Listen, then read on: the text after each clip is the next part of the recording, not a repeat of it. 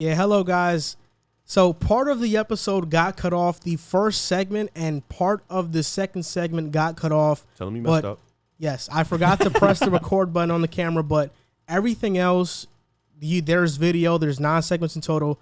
This was a great episode, so if you see that nothing is moving, it's just a still image, don't click off because there's going to be video to this episode. It's not just our voices in a still image. So yeah, just wanted to tell you guys that. So we hope you guys enjoy the show. It was a great one. Hello and welcome to a brand new episode of the Pick a Side podcast. My name is Joel Moran and I'm here with Riv and Andrew Velez, and this is now episode 91. In this episode, we'll talk about Nikola Jokic winning the MVP, the Nuggets being down 0-2, Rudy Gobert's third DPOY, and Kemba Walker wanting out of Boston. For the NFL portion of the podcast, we'll talk about Sam Darnold's vaccine comments, Jordan Love impressing in OTAs, if Kellen Mond can be the Vikings franchise quarterback, if the Chiefs are still the team to beat, and who's more likely to be a Denver Bronco, Aaron Rodgers or Deshaun Watson. This is now episode 91. A lot of stuff has been happening both in the NBA and NFL. In the NBA, playoff basketball, everybody loves it. But in the NFL, we have OTAs happening everywhere. And I've been reading that a lot of these rookie quarterbacks have been doing good. Zach Wilson has been impressing in the Jets OTAs. Justin Fields has been doing his thing. You got Mac Jones impressing the Patriots. Trevor Lawrence, though, I heard Trevor Lawrence had 2 interceptions in OTAs. Wow. One was a pick 6, so he was struggling a bit. But for the most part, everybody's doing good. And haven't had you on the show in a while, Andrew. You know, how has everything been? I'm doing all right. Can't complain. I love being on the show. Happy to be here. Let's have a good show. Let's do it. You know, I've been watching the Game of Thrones recently. I just started watching it. Have you ever watched it? Of course. Come on. Phenomenal. You finished show. it? Yeah, I watched it too? I saw you tweeted like, why did no one tell me that Game of Thrones is this good? But you know for a fact, at least everyone told you that the show is probably amazing. Definitely seen I seen the tweets of it, but back then, I mean, because Game of Thrones was really popping during high school. Facts. And when I was in high school, that was like a couple years ago. HBO, those streaming softwares, those streaming platforms, they was bread. Yeah, they it were was like chicken. 15. That's facts. It was like 15 a month. I didn't have the money to get it back then, but now I'm stacked. I have Disney Plus, I got Hulu, I got Netflix, I got HBO, I got Disney. Paramount?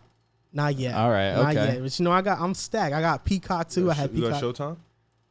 Nah, I don't have Showtime. Stars. Because You watch Power, right? Showtime is type whack. You should watch The Shy. Showtime low key is The whack. Shop. The Shy. Oh, Shy. I have heard that the show is good. Great show. Where is it? It's on Showtime. Showtime. Yeah. I mean, it's probably on YouTube TV, though. Oh, okay. Definitely probably on YouTube TV. Now, but I was watching the Game of Thrones, and oh my gosh, this show It's is crazy. Season 1's nuts, It's ridiculous. Season 1 crazy. gets you in tune for real. ridiculous. What episode are you in so I don't say anything crazy? Season 2 episode. Just finished episode 2. So you're in you tune. saw Ned. Yes, how I they saw did it. my boy Oh Ned. my God, But they treat him with disrespect. I ain't like that. That's what I knew the show was different. Bro, Joffrey is such a annoying. douche. Yeah, nah, I hate him. My cousin and I were talking about it. We were like, "Yo, bro, like So he's such a dork. Like he can't fight. He just be trying to act like." Think about it. If you were 14 and you were the king of everyone, you know what I mean? The way Like, he you would act, I mean, act so out. you've seen the aura a little bit of Jon Snow. Like his energy, his vibe. You see what he on. Yeah. It's going to get nasty. I can't lie. Nah, this show's crazy, bro. Him I'm and his telling you. brothers. I'm mad they. Never mind. Go ahead. Do your thing. You haven't seen anything yet. It's going to get better. Now, yeah, I've been watching it. You and almost tweaked. I almost did. My cousin watched the show already, and we just like go back and forth, and we just say catchphrases, and like the Lannisters are like the Lannisters always pay back their debts. Bro, those catchphrases are funny as hell. I hate bro. the Lannisters, bro. Nah, I like them all. I can't First even of all, lie. they're weird. They're like hillbillies. Nah, they are. They're They're nasty. definitely weird, but they make the show the show. Yeah. Yeah, it's a great show. Yeah. Now we're going to get into another great show. Let's the do Pick it. a Side podcast, Amen. episode 91. To start off the show, we're going to talk about Nikola Jokic winning the MVP. He averaged 26, 11, and 8 in the regular season. He shot 57% from the field, 38% from the three, close to 39%. He was top 5 in total points, rebounds, and assists, and he's the lowest draft pick ever to win MVP at the 41st pick. He got drafted during a Taco Bell commercial, and he's the first MVP to play every game since Kobe Bryant in 2008. And a fun fact, Kobe Bryant challenged him in 2019 to win the MVP. 2 years later, he won it. And MVP first place votes, Jokic got 91, Curry got 5, CP3 had 2, Embiid had one. Derrick Rose Giannis had had one, and Derrick Rose had one. Yes. Didn't he have the fan vote, something like that? I think I'm gonna call BS on that. Okay. Because I don't think what's the fan vote? It's our votes, right? Mm-hmm. I didn't know we voted for MVP. I didn't know either. Because I doubt that fans voted Derrick Rose in. Like, based on the reactions of everybody on Twitter and social media when Derrick Rose got voted for MVP, they were like, who voted for him? Like, Yeah. I don't think it was the fans. You'd be surprised, though. It is that one guy that votes. Randall not getting one vote is nuts. He should have got D-Rose over better. over Randall. Who was better? He D-Rose should have got better. over Rose. Oh, and the playoffs, no doubt. But before we started the show, you talked about how you thought Embiid should have been the MVP. I do think so. I want to start off with you and Okay. why you Okay. think that. Well, first off, so we're just gonna ignore the question right now, whether it was overlooked or not, or 'cause we're gonna just start go with right- you. All right, Yeah, you know what, because fine. because in my opinion, I think he was unanimously the MVP. Like, he was the MVP for me, and I think his season has been overlooked, which is the question. And I think you're doing the overlooking right now. Okay. So I want to know why you feel Embiid should have won over Jokic. So I just think Embiid was the best player in the NBA this season. It's unfortunate that he missed time, because if he didn't miss any time, he was definitely winning the MVP, especially if you look at last season to this season. He showed vast improvements on everything. Defensively, he was way better. I'm not even going to talk about offensively, because we know his game offensively. He can do whatever he wants with the basketball. One thing I will say is why I think Jokic deserved the MVP over him, because he played all 72. I mean, Embiid missed 20-something games this season, but even still, he averaged 28.5 on 51% shooting, 37 from the 3-point line, 10.6 rebounds, not as many assists as Joker, which why Joker had all-time great season. I can't hate on Joker winning the MVP, but I just think that Embiid leading the Sixers to the 1 seed in the East, especially when you had the Nets, who had the all-time great roster. You got Harden, you got Kyrie, KD. Even though they didn't play together too many games during the regular season, they were still able to rack up wins because they have the talent. Then you look at a team, who's the three? Milwaukee. Milwaukee has been a force in that East for the last 3-4 years. They dropped down a little bit this year, but obviously they're playing for the playoffs, even though they're looking a little shaky. But then even still, that just speaks more volumes to Philadelphia and what Joel Embiid has done with them. Do I understand why Joker won? Of course. But I just think that Embiid just needs a little bit more to his squad right now. You saw when they were playing the Wizards that they looked like they could have gotten bounced at. If Embiid didn't play at all that series, I don't know if the Wizards, or I don't know if the Sixers beat them in 5. No way. But Embiid, they didn't need Embiid for that Game 5. They looked good. But that Game 4 without Embiid, they looked like a JV basketball team. And they need Embiid to stretch the floor. Of course, Joker probably means the exact same to his squad, but his defense is nowhere near Embiid's. And I feel like that's what separates them a little bit. But Joker, of course, gets the edge since he can pass the ball like Chris Paul. Philly was 10-11 this season without Embiid, just to back up your point a little bit more. What do you have to say to that? Looking at just the raw stats, I had to go ahead and just look up Embiid's stats real quick. If you just look at the raw stats, not advanced stats, obviously you can make the case for Embiid being better than the Joker this season. But I think just from a consistent standpoint, there was no way the Joker wasn't going to win the MVP. I think him being healthy all year, while the team was dealing with a lot of injuries, especially down the stretch when Murray went down, they got Aaron Gordon. They didn't know what that was going to be like. Losing Will Barton, losing P.J. Dozier. They was losing a lot of guys towards the end of the season. I think him continuing that consistent play, and then, mind you, they was like 6-7 seed walking into the All-Star break, and he climbed them back up to 3rd. So I think that was another thing that boosted them. To the question, I think it has been overlooked. I think I've spoken on it before. I think people are forgetting how this guy has been the consistent MVP this year. People are forgetting him in the playoffs. Granted, they're down 0-2, but this guy has been as dominant as he was in the regular season in the playoffs, and people aren't talking about him being one of the best players in the league this season alone. I think he's definitely deserving of that, and it has been overlooked because, big men are a dying breed in today's NBA, and I think for that matter, it's going to be overlooked. But Embiid and the Joker are showing that big men are still valuable in today's game, even if they're too big. The Joker, especially being with his playmaking ability and the fact that he runs the offense and offense runs through him. He's their best rebounder, their best passer. He's one of their best scorers. And I think that goes to show that he's one of the best players in the league. But he has been overlooked this year, and I think that's just because of the day and age. Can I say something before you go? I want to say I didn't overlook him. last time I was on the show, we talked about predictions for the series Blazers versus the Nuggets. I had the Nuggets. Both of you guys took the Blazers. I feel like I knew you wanted to say that. Both of you guys took the Blazers, and Joker ate all series long. That's true. I feel like I'm not overlooking him. I just think that Embiid was the better player this year, but because he had the longevity of playing all 72, of course you got to give it to Jokic. Yeah, I mean, you're right. If Embiid would have played the full season, being the first seed, I think this MVP race would have been way closer. It might have been Embiid 60 votes, Jokic like 40. Would have been very close, but those games did cost Embiid. I'll say this. Jokic has shown to be one of the best players in the NBA. I think right now he could have a solid argument for being top 5. The reason why I think his season was overlooked is because at every stop and turn, even throughout his entire season, the media kept trying to prop up a new MVP candidate. We had Chris Paul at one point. We had Julius Randle at one point.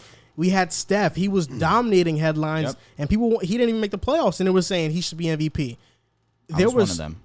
There was at every stop and turn, Jokic season was getting overlooked because they kept trying to make somebody else the MVP, try to crown somebody else, and that's why I think it was overlooked.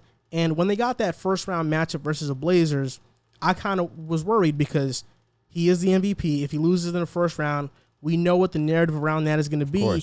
But he averaged 33, 10, and 5 in the first round, and the Blazers should have won, if we're being honest, because in terms of just talent alone, I think the Blazers had more. Their backcourt should have outproduced Denver's backcourt way more. Well, but Austin Rivers, Campazzo, Morris, they all put in their part. And now we see them versus Phoenix. They're coming back down to earth. Yep. They're not playing that well. So that's why I thought Portland was going to win in 7. I thought it was going to be a close series. But for Jokic to get out that first round, I think kind of even solidified his MVP case even more. And everybody's talking about Luka having these great performances against the Clippers, but Jokic was having a great performance against the Blazers every single game, and nobody is posting him as much as they're posting Luka. Yeah, that's. I think that was one of the things that we talked about it last week, me, you, and JC. I felt like people were on the media hyping up Luka. Granted, he was destroying the Clippers, but you know, there's another guy out there who's destroying Portland as well. You know, the Joker every night showed up for his team, whether his team showed up or not, and he completely dominated the Portland Trailblazers. I was one of those people that thought, you know, Dame was going to carry them out the series, but I think Dame got more love, if we're being honest, in terms of media attention in that series than Jokic. Oh, yeah. I mean, he was hitting those one game that he have 12 threes. He had like 50 points. Yes. Something ridiculous, man. They did lose, but not because of Dame. No way. I think it was at home too that they lost. But it was on the road. Was it on the road? I think it was on the road. Wasn't it? I think it was. 5? Yeah, I think it was too. I think it was on the road. Yeah. But one thing I'll say about the Luka getting more coverage than Jokic is they're playing the Clippers. The Clippers were easily expected to win that series. Yeah. Nuggets, Blazers. I feel like people lean more Nuggets because they were the 3 seed. They had the MVP on their team. But I think even when you say that, even in the regular season, people were excuse my language, but propping up Luka to be the MVP this year, and they had him. I feel like that was prior to the season. Yeah, that's what I'm saying. Even like towards when he was having those great runs, he got his 3-point percentage up, he got his free throw percentage up. People were trying to get him back in that MVP race, and the Joker just kept, like he said, Steph was getting love for a couple months. Harden was getting that love. Giannis was getting that love. And it was everybody. It was like somebody different, but the main constant was the Joker, who was playing phenomenal damn near every night, and he still wasn't getting that love. So that's why the overlooking thing has to be shown, because it's like he was balling all year. Everybody had their, like, he may not have had the Steph Curry month or a Harden month, but consistently he was doing it for his team every night, and he wasn't getting talked about enough. Okay. The Nuggets have been great all season until this point. Right now they're facing Phoenix, and I think, for me at least, I think they ran into a stone wall. Yep. Phoenix is just a better team. You watch them play, they're just a better team. In Game 1, they beat the Nuggets 122-105. In Game 2, they beat Denver 123-98. So they have blown them out twice already. Now these next 2 games are going to be in Denver. We've seen this story before from the Nuggets, though, that they go down in series, then they rally back. But this time they don't have Jamal Murray. Yeah. And when we were talking about the Portland versus Denver series just for a little bit right before we did this topic, is that Morris, Rivers, and Campazzo all did their part to make up for Jamal Murray's loss. But you look at in this series, I mean, they've been awful. Campazzo's averaging 8.5 points per game, shooting 37% from the field. Rivers is averaging 6.5 points, shooting 33% from the field. And Monte Morris, playing 20 minutes per game, is averaging 2.5 points per game and shooting 12% from the field. In Game 2, Jokic had 24 points, 13 rebounds, and 6 assists, and the rest of the Nuggets starters combined had 26, 11, and 4. His assist totals in the postseason significantly lower. So the simple question for you guys is, do you think the Nuggets can come back 0-2? Well, first of all, I don't think Campazzo and Austin Rivers fell off a cliff. I think this is what they are. This is what they're just coming back to who they are as players.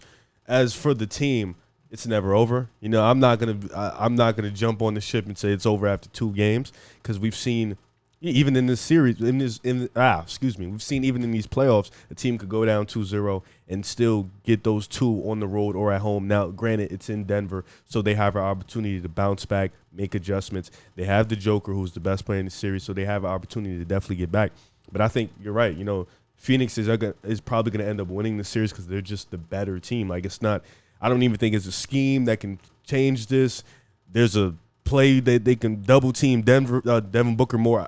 There's nothing. They're just better. Jamal Murray's definitely missed in this series, and this is the type of series they need him for, and he's not going to be back. So I think Phoenix ultimately is the better team, and they're going to win.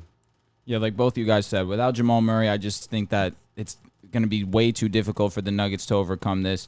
Their guard play just can't keep up with CP3, Devin Booker, and even their forwards. You got Jay on the Suns. You got Jay Crowder, Mikal Bridges, Cam Johnson. I mean, on the Nuggets side, you got MPJ, but who else is really going to give you? He played like garbage the other day. Millsap, Aaron Gordon. Aaron Gordon. I just don't like comparing those two. Is just night and day. I'm taking the Suns every single time, and the Suns are just over MPJ. And I'm just saying. I think MPJ and Aaron Gordon could put It's close. Fair enough. MPJ should be playing better. Yeah, he should. He's averaging 13 right now, shooting 34% from the field. He's clearly the most talented out of all the wings we just said. Offensively, it's not close. I'm taking MPJ. Just for what they're supposed to do in their roles. Mikal Bridges is a defender, first and foremost. Jay Crowder is a three-point shooter, but he's definitely more of a defender in my eyes than he is an offensive player. And if all you're supposed to do is play defense on MPJ, Aaron Gordon, and all you have to worry about is sitting in a quarter waiting for your shot, especially when you got Devin Booker, who is lava hot. He can't miss. You got CP3, who's just been perfect with the basketball this series. He had 15 assists, 0 turnovers, the first player ever to do it with 3 franchises in the playoffs. I just think right now they're too hot. They're clicking on all cylinders. I think this series goes no more than 5. I think Denver takes 1, but I can't see it going further than 5. And CP3 is playing like he's healthy. Now we're seeing. He actually said he was getting healthy. He's getting that arm back. And now we're seeing Chris Paul. Now we're seeing Chris Paul, how he really is in the playoffs. He's great in the playoffs. And you talked about it. Michael Porter Jr., he has to be better. He's shooting 34% from the field and 29% from 3. If the Nuggets want any chance to come back, he has to start going off. I know before the series we talked about it, how I thought MPJ could match the scoring in Devin Booker in the series. I think for the Nuggets to be successful, Jokic, he's going to be Jokic. But we also need MPJ to be MPJ. He needs to do his thing. He needs to do what he was doing when Jamal Murray went down, and that's averaging close to 25 points per game on some pretty good efficiency. But the problem with him is that he takes a lot of contested shots. No, he's ridiculous. And the thing about him is that he's 6'10". He can shoot over anybody, so he can make those shots. But when he doesn't make them, you say that's a bad shot. That's a really bad shot. I think with him, it's like he keeps taking the same shot. You know, like when people – all right, so like you know how great scorers are. When they can't get it going, they kind of find another way to get it, whether it be going to the cup, taking a mid-range jump shot when their 3 isn't falling. MPJ is the type of guy who he'll keep shooting the same shot over and over again and won't take it to the rack or get to the line maybe to get more comfortable. And it's weird because it's like, yeah, you're 6'10", but at the same time, bro, you're not Kevin Durant. You're not there yet. So like, get to the line, break that slump, get to the free throw line, take a mid-range jump shot, do all these things because it's like that will help you open up your game a lot more. Like he has like a Jordan Clarkson trigger, and it's hindering the offensive because when he's not hitting, it's like he just keeps taking shot after shot after shot. Yeah, and I feel you there. Jordan Clarkson, his role is, listen, I get the ball, I could shoot it. I could do whatever I want there. Of course, when you got Donovan Mitchell being the primary ball handler, And then you look at MPJ where I need to do a little bit more with the basketball. I need to be more aggressive. I need to be more assertive. And he's not doing that, and it shows. No, yeah, I agree. I had to stand up real quick and turn the camera on because it wasn't recording. but now I'm back to talk about it. The question was that, can the Nuggets come back from 0-2? We basically just mentioned that you don't think they can, or did you say yes or no? What did I say? I said it's not over. That's what I said. Yeah, you did say it's not over. You think it's over in 5? I think 5 is the most it could go. I think Denver can definitely win 2 at home. But I wouldn't put my money on it. I think they definitely 100% get 1. 2 is, I'm pushing it, but I think they can do it because I think, Denver's crowd, Denver plays well at home. And I think being that Phoenix kind of just punched them in the mouth, I think they're going to come out with more grit. They're going to come out hungry, and Mike Malone has been calling them out in back-to-back games, so I think they're hungrier, they're gritty, and they're going to come out with a little bit more force in Denver. So I think they can definitely steal 2. The only 3 players that have been good for Denver are Jokic, Millsap, and Gordon. Everybody else has been pretty awful. Yep. Like everybody, Campazzo, Rivers, Morris, MPJ. But then we look at Phoenix. I mean, they're a great team. They're stacked. They're a great team. Ayton, Paul, Bridges, and Booker have all been averaging 15-plus points per game. Crowder, Payne, and Craig have been good. I mean, Cameron Payne, coming off the bench, is outplaying Campazzo, Rivers, and Morris. Yeah. He's been really excellent for them, and they're shooting 43% from the 3 as a team. You can't lose when you're shooting 43%. And you mentioned that Chris Paul is the first player with 15 points, 15 assists I think he did in a playoff game since Chris 12? Paul in Yeah, 2014. and zero 14. zero What was the first one, turnovers. in 08? Yes, and he was the first player to do it since Chris Paul in 08, so he has all 3 times. Shout out to the 15 point points, guard. 15 That's sick. assists. That's sick. But I've been looking on Twitter that this comparison of the Suns team, they compare the Suns team to the 2018 Houston Rockets. Chris Paul is Chris Paul, obviously. Devin Booker is not James Harden, but he's still an elite scorer. Mikal Bridges, I think, is a better version of Trevor Ariza. Yep. Jay Crowder versus PJ Tucker. Who are you taking? Because I posted a TikTok on this subject, and I said Jay Crowder is better than Tucker, and a lot of people commented and said, no, Tucker is better than Crowder. So who are you taking, this version of Jay Crowder or 2018 PJ Tucker? I'm taking 2018 PJ Tucker. I feel like I'm taking 2018 PJ Tucker too, just because he was such Defensive Yeah, dog. he I was got to take him. unbelievable on defense, and he was like he is an amazing corner 3-point shooter. But as the years have gone on, he has gone significantly worse, unfortunately. But if we're talking strictly 2018, I think I have to lean 2018 PJ. I think, sorry to cut you off, but I think DeAndre Ayton is a better version of Clint Capella. Oh, by far. He could score the basketball more efficiently for sure. I think these teams remind me more of like in terms of like fun, exciting to watch, and like high powered offense. I think these teams remind me more of the Kings than anything. With Mike Bibby, Chris Webber, Peja Stojakovic. I think in terms of like fun, flow, free spiriting, and teams that are just like underdogs, but they were one of the best teams in the league, but you still felt like they were an underdog. I think those are the teams that the Suns remind me of. Like those teams that gave the Lakers fits, so they should have beat the Lakers, but those young Kings teams, I think Phoenix definitely reminds me of them more. Yeah, that's true. I think Phoenix play style is not similar to 2018 Houston, No. but I think their personnel is. And Chris Paul, after he left Houston, there were multiple reports that he used to get into arguments with Mike D'Antoni and James Harden about the lack of ball movement. But now in Phoenix, him being close with Monty Williams, he's able to give his input on what he wants the offense to be. And Phoenix is one of the best teams at moving the ball in the entire league. And everybody touches the ball. The fact that Devin Booker even took the back seat to that as a leader, being the fact that this has been his team, he's been their leading scorer, taking the back seat and deciding, listen, we're going to follow you. You're going to be the leader, and we're going to flow with whatever offense you want to run. We're going to run it through you, and I think that's been impressive too. Because when everybody buys in, you see the result. For sure. You're looking like the Nets when Kyrie realized, I'm a shooting guard. James Harden is the point guard of the squad. I'm out here to score. Yeah, that's it. They merge so easily together. Same thing in Phoenix. CP3 knows that he's the leader of that offense, but Booker also knows that he needs to be the best scorer on that team for them to be successful, and that's what's happening. I'm with you though. I think this series ends in 5. I think Phoenix is just a way better team than Denver. I can't see Denver winning more than one game. I'll give them one game because of the Joker. Yep. But they can easily get swept because I think Phoenix is really turning up the tempo on Denver. But just to Has Phoenix ever made a WCF? Yes. Yeah, they have with Steve Steve Nash. Nash and Amari Stoudemire. But just to foreshadow a little bit, do you think Phoenix can beat Utah or LA? You know what's in the crazy? WCF? I truly want the Utah versus Phoenix matchup because I really want Donovan to go on the stage and outdo Booker so I can finally have that under my belt. But I think Phoenix can go either way.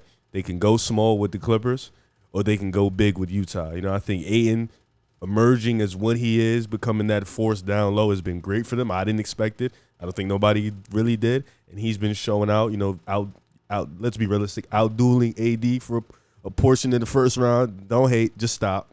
And then doing what he's doing right now, holding his own against the Joker, I think that's been phenomenal. I think he'll do his thing against Rudy Gobert. And then if they want to go small with Crowder, Mikal Bridges, and Cameron Johnson versus the Clippers, who the Clippers, I think, are just going to commit to straight small ball from now on. I think they can match up with either team. I think if we want to talk about comparing rosters, Utah and Phoenix are pretty similar in my opinion.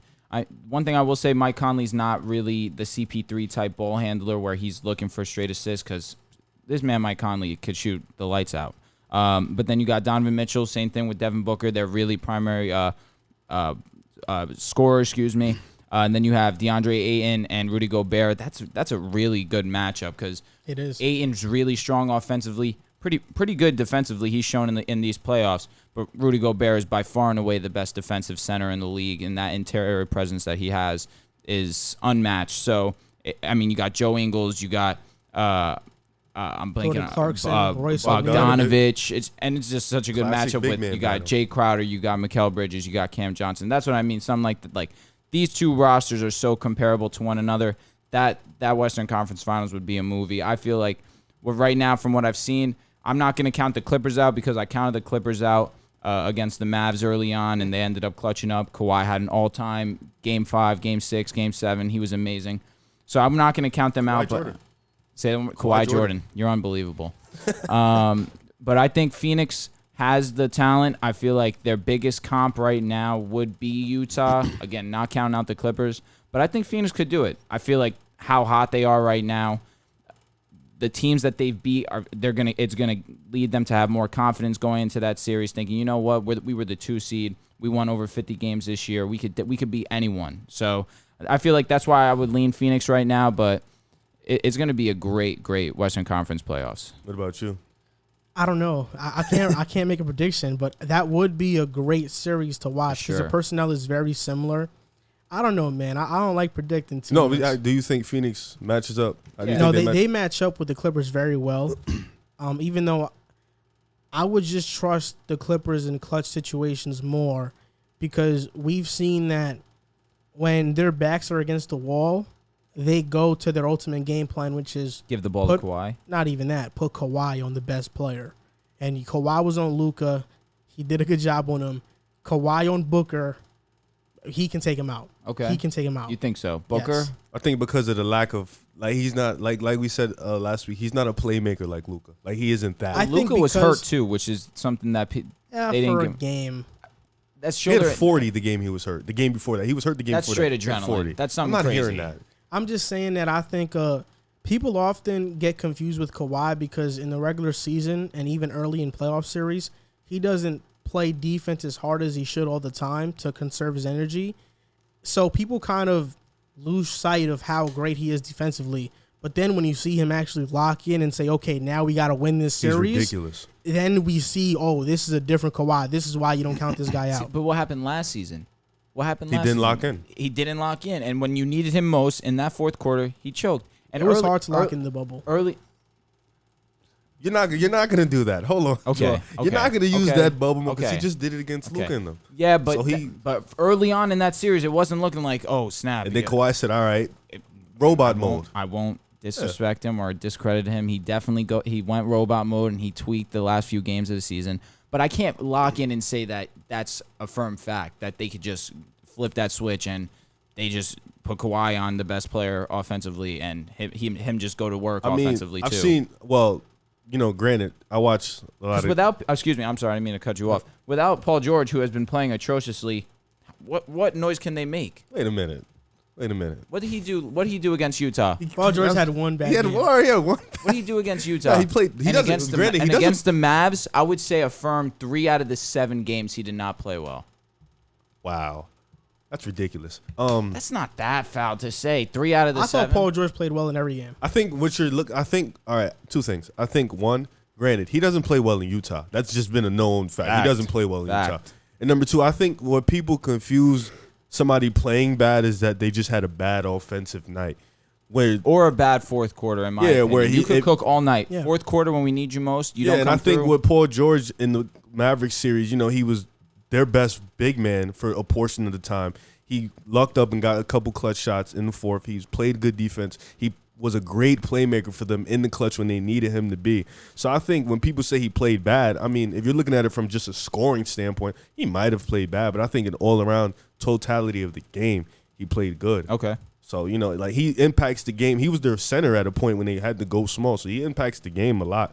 It's just like, the first game in Utah, he didn't look up, but like Joel said, we seen their Kawhi is like used as a last-minute result. Like, they used Paul George at first, Batum at first, Morris at first. And when those 3 guys are stopped, Kawhi is used at a last-minute time when you really need him. And you see, like, even him, he turns on a different switch, scoring. And, like, he really showed you that he's the best two-way player in the league when he needs to be. So, like, Phoenix being what they are and Devin Booker being what he is, it's going to be tough. But I think, like, matchup-wise, they have the 2 guys that can guard Chris Paul and Devin Booker. It's just going to be tough.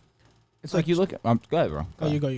Because I was looking at to make sure I wasn't going crazy about Paul George against the Mavs. In 38 minutes, 15 points. In 24 minutes, 15 points. 24 points, 28 points, 26 points. That's pretty good. I'm not going to disrespect. That's a really solid stat line. But it's like 15 points as the number 2. Again, that's not going to cut it, especially against a red-hot Phoenix team. And Utah, who's been the best team in basketball. I agree. He has to definitely step up this series. They Offensively, really they need him. A trending topic on Twitter was Rudy Gobert because he won his 3rd Defensive Player of the Year, and he won it over Draymond Green and Ben Simmons.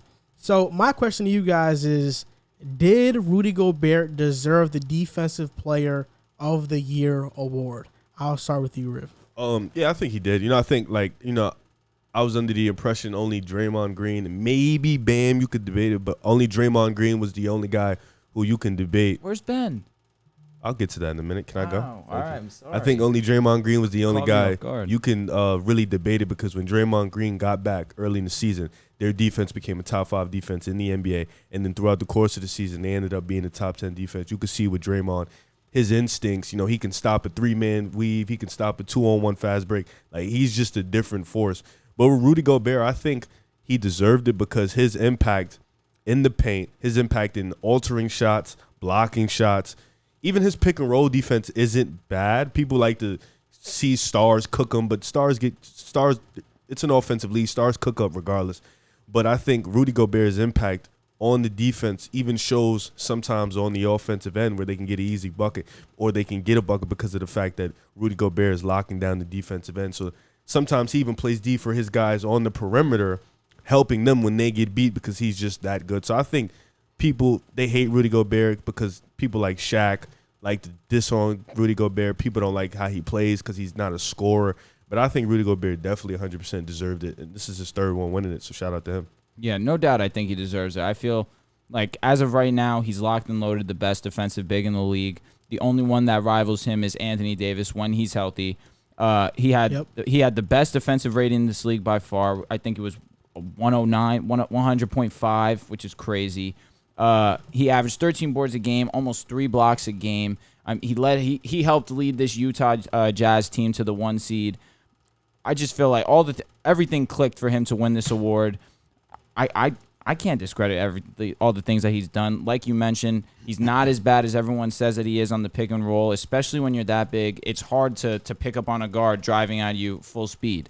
I mean, he does the best that he can, and he's been pretty efficient, clearly, with the defensive rating that he has. So, yeah, I'm going to lean that he earned this one for sure. I think we're in a weird time in the NBA world and the Twitterverse where we're expecting big men to have guard skills. And I think it's such a ridiculous thing. For real. And I'm just going to say this. Rudy Gobert, 3-time Defensive Player of the Year. 4th player in NBA history to do it. On Twitter, all I was seeing is that, oh, what does Rudy Gobert have on the NBA that he's winning it for the 3rd time? Oh, how do they win it over Ben or Adebayo? I even seen some people say, oh, Bam is DPOY because he's versatile and he could defend on the perimeter and he can rim protect as well. For one, Ben Simmons, let's get into that. He's not a good rim protector at all. In fact, I don't want him there even grabbing a rebound. Respect. Yeah, that was crazy. That's but Ben Simmons is not a good rim protector, and I think he's an overrated perimeter defender. He is a great perimeter defender, no doubt about it. But people think he's some shut-down Kawhi Leonard type of guy, which he's not. On the perimeter? He is not. He is not. I'll let you finish. Draymond Green, he has the strongest case because the Warriors were a top 10 defense this past year. And I think it was because of Draymond. No, it was legit because of him. I think sure. Draymond is a top 5 defender of all time, so that's not knocking Draymond. But you got to look at everything else of it. The Utah Jazz were the 1st seed in the NBA. They had one of the best defenses in the NBA because of Rudy Gobert. Golden State did not make the playoffs. And he's the 4th player to win 3 DPOYs since Dwight Howard, Ben Wallace, and Dikembe Mutombo. Rudy Gobert is an all-time great defender. No doubt. Like, there's no doubt about it. And you can see it by the way how teams attack the Jazz when Rudy Gobert's off the court versus when he's on. Players second guess when they're driving into the lane because they see Rudy Gobert, who's 7'1", 7'2", and has a gigantic wingspan. And I was looking at some charts. There's a chart on expected versus actual field goal percentage, which is basically based on the shot, and based on the shot, there's an average percentage that players hit. Where'd you get that from? I just was reading articles. Okay. Yeah, based on the shot, there's an average field goal percentage that is hit. And for Rudy Gobert, since 2017, he's allowed the lowest. Yeah. So this guy has been the best defender in the NBA in terms of that. And in terms of defensive points saved since 2018, Gobert is the highest. And something that other people mention is that Ben Simmons, he said earlier in the season he should be DPOY because Gobert is DPOY, but I scored 42 on him. That's not true because he only attempted 7 shots when Gobert was guarding him, and he was 3 for 7 and had 9 points. So it's not like he was really, cooking Gobert. He had 9 points on him. Let's give that a rest. And even though Gobert won DPOY, he was quoted saying this: I want to win a championship. When I got drafted by the Jazz 8 years ago, I told myself I wanted to do anything I could to help this franchise win his first championship. And that's after they asked him how he was feeling after he won his 3rd DPOY. So I think the disrespect that this guy is getting is uncalled for, especially on Twitter. Everybody's trying to disrespect and not Gobert. I seen a Joel Embiid fan account tweet a bunch of highlights of Embiid just Embiid does though. Gobert. Embiid do be cooking him, but it's Embiid. And the thing about that is that skilled. you can pick any all-time great defender, whether it's Draymond Green, Kawhi Leonard, even Scottie Pippen, MJ. I mean, how many possessions LeBron, do they guard? Kobe. How many possessions have they guarded throughout their careers? You can definitely make a 5 to 10 minute highlight clip of them getting scored on. You can make a 10-minute clip of LeBron getting cooked by That's a fact. Melo. Doesn't mean he's not a great defender. Danny Granger made LeBron fall. It's like anything can happen on any given night. Brandon Jennings. Joe made Curry Dumars used to fall. give MJ fits. Like, come on. Yeah, like, it's facts. like, people have their day. I think just people don't like Rudy Gobert. I think people are still holding on to that COVID thing that Rudy Gobert did. Mm-hmm. People hate him as a basketball player. They hate the way he plays. And before he got paid, once he got paid, Shaq went on Inside the NBA and said he violated didn't him. deserve the Yep. money. Yeah, and said he didn't deserve the money. Yeah, so which is some hating shit. I don't want to go off topic too much, but I do have a question. You mentioned how you think Draymond Green's top 5 all-time NBA defensive wise. Does Gobert have the potential to get there? Rim protector wise, yes. Period Is difficult because I have guys like Dennis Rodman has to be there. Of course. Draymond Green is there. Hakeem And Olajuwon. Kawhi has to be there. Hakeem Olajuwon was a menace. Jordan? I wouldn't say in top 5. Okay. A perimeter, yeah. But guards, And then you just have has Ben so many- Wallace too. it's hard Sure. to put a guard in there. That's you know? fair. But I only said that because he has so many all defensive first If team. we're talking guards, yeah, but Gobert, I would put top 10 though, probably. Okay. And if we're talking about rim protection alone, he's definitely top 5. For sure. If we're talking about rim protection alone, I think he's definitely top 5. I think I would lean Draymond right now just because he has the championships, even though he definitely has had the superior squads. But even like a year like this year where the talent definitely wasn't on the Warriors side, they showed out. Him and Curry were dynamic for sure. Without Curry, they're obviously a lottery team. But without Draymond, they might also be a lottery team. They're a lottery team regardless. No, Don't for get me sure. wrong. Draymond is a better defender than Rudy. I believe that 100%. Okay. But if we're talking about this season, who should have been This DPOY? season. Yep. It should have I been agree. Gobert. I agree. 100%. I think what people like to do is they like to add the versatility in being a better defender. And I think just because you're versatile doesn't mean you're necessarily a better defender than one person. It's just your size and your athletic ability allows you to guard multiple positions. Like Andrew Wiggins is versatile, but he's not a better defender than Rudy Gobert. But he's obviously more versatile because he's 6'8". He can jump. But I think Bam people, as well. I Bam think is versatile. Bam is a power forward that's playing center, which is why he moves so good for his size. But he's what, 6'9", 6'10"? I would say he's more 6'9". Yeah. And he's not a great rim protector. Same with He's Draymond. good. He's Kawhi's height, but he can just guard multiple positions because of his height. Rudy Gobert is 7'3". It's not many 7'3". There isn't. I don't think there is one 7'3" guy I think that's he's going to perimeter. 7'2". It's one of those. There isn't a 7'2" or 7'2" guy I know that can go in the perimeter and guard Steph, Dame, all that. Ben is 6'10", Ben is a guard. but he's 6'10". He's a guard. He's 6'10", but he can guard perimeter players, but he's not a rim protector at all. Okay. I've seen Even Giannis though- put him in a blender. It's Giannis. Yeah, I know. Yeah, but that's what you're Straight supposed to do. grown man No, him. but the like, way that Giannis gets stops is with double teams in the paint. Blake Griffin was locking him up. There's still help on the backside too, regardless. I mean, Giannis is a being great said, rim protector. Of course. I mean, Giannis was settling for jump shots versus Blake. He Which didn't makes want no any sense. parts. Which No, when makes he no sees sense. Ben, he sees food. Yep. He You sees think that? no, he sees immediate food. But then when he sees Embiid, he gets scared. Yeah, I mean, Yeah. Embiid's a big guy, That's what bro. I'm with you. I think Embiid, he'll do that to anybody. The only guy you can really say that can lock up other centers was Hakeem. Yeah. I mean, Hakeem and Tim Duncan. Tim Duncan too, but he's not Ben a center. Wallace. He's a power Okay, forward. well, Ben Wallace was definitely, he's but locking. I mean, Hakeem, Yeah. you literally saw in the finals versus the Knicks that he locked up Patrick Ewing. Like, he outplayed him. He outscored him. Gave Shaq. and He's one of the few guys that gave Shaq fits. Ewing shot like 30-something% from the field in the series, in a 7-game series. And that's never happened. Did it to Kareem too. Yikes. Hakeem is Hakeem was different. He definitely was different. Now we're going to talk about Kemba Walker. He wants out of the Boston Celtics. He doesn't want to play for their organization anymore. It was mutual. And I've seen a couple of takes on this. I've seen one person that doesn't have many Twitter followers talk about it, or like he didn't have much retweets or likes on his tweet. But you know how sometimes tweets just pop up on your TL? Yeah. That happened to me, and I saw it, and he was like, "Man, the Celtics are doing it again, treating their players like crap, basically." And Isaiah Thomas, when he got injured, they just traded him, and now that Kemba has been injured all year and is still, trying to recover, they're just going to trade him as well. But I think it is mutual. I don't agree with that statement. I just thought it was an interesting perspective. Mm-hmm. It is mutual. Kemba wants out because he doesn't like how they've been treating him in his time there. And Boston, they don't think Kemba can fit next to Tatum and Brown, and they obviously want to do whatever they can to maximize that tenure. But in this segment, we're going to talk about Kemba Walker potential trade destinations, and I have 3. The first one I have is the Indiana Pacers, Kemba for Malcolm Brogdon, or Kemba for Miles Turner. One of those. You want us to give you our opinions on that? Yes. Do they have the cap to go Miles Turner?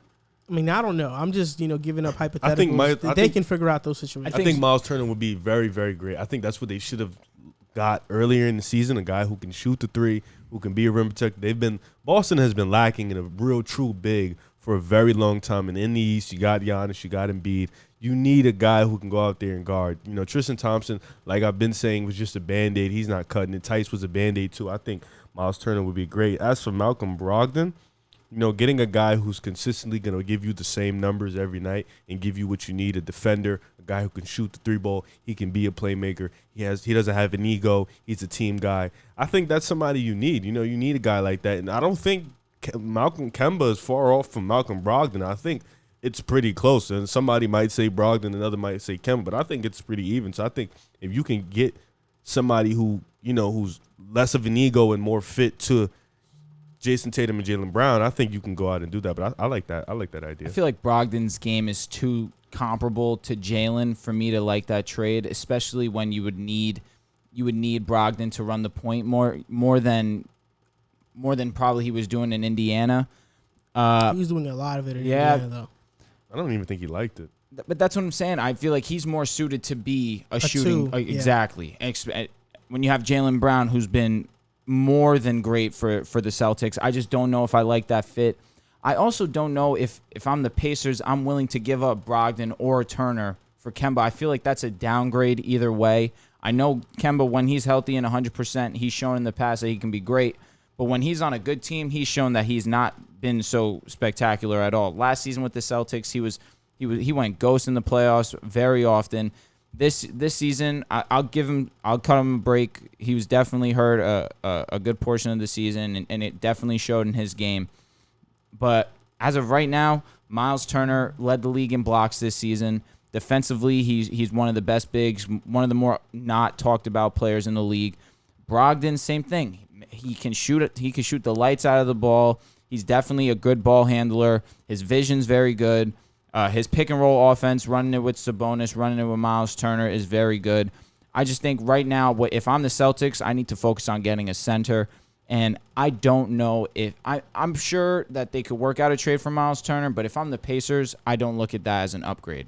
I know you have Sabonis, and you're thinking, you know what, our interior is going to be okay, especially because Sabonis could do so many things on the court. But then you lose a shot blocker like Miles Turner, you're going to feel it. I mean, they saw it when Miles Turner went out earlier this season. They started losing games because they don't have that defense that they're so used to. And you look at Sabonis, who definitely is more better on the offensive side of the ball, could pass the ball similar to Jokic.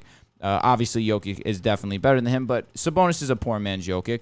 I just feel like Indiana really wouldn't benefit from doing that. So that's Sabonis is like a whatever guy to me. Like, I have two more teams. Yeah. One of them is the Knicks, and I was just looking at articles on Google and searching up Kemba Walker trade packages. This one guy had this package for Kemba Walker. I do think the Knicks are a realistic destination, but I think this trade package is kind of disrespectful to Kemba.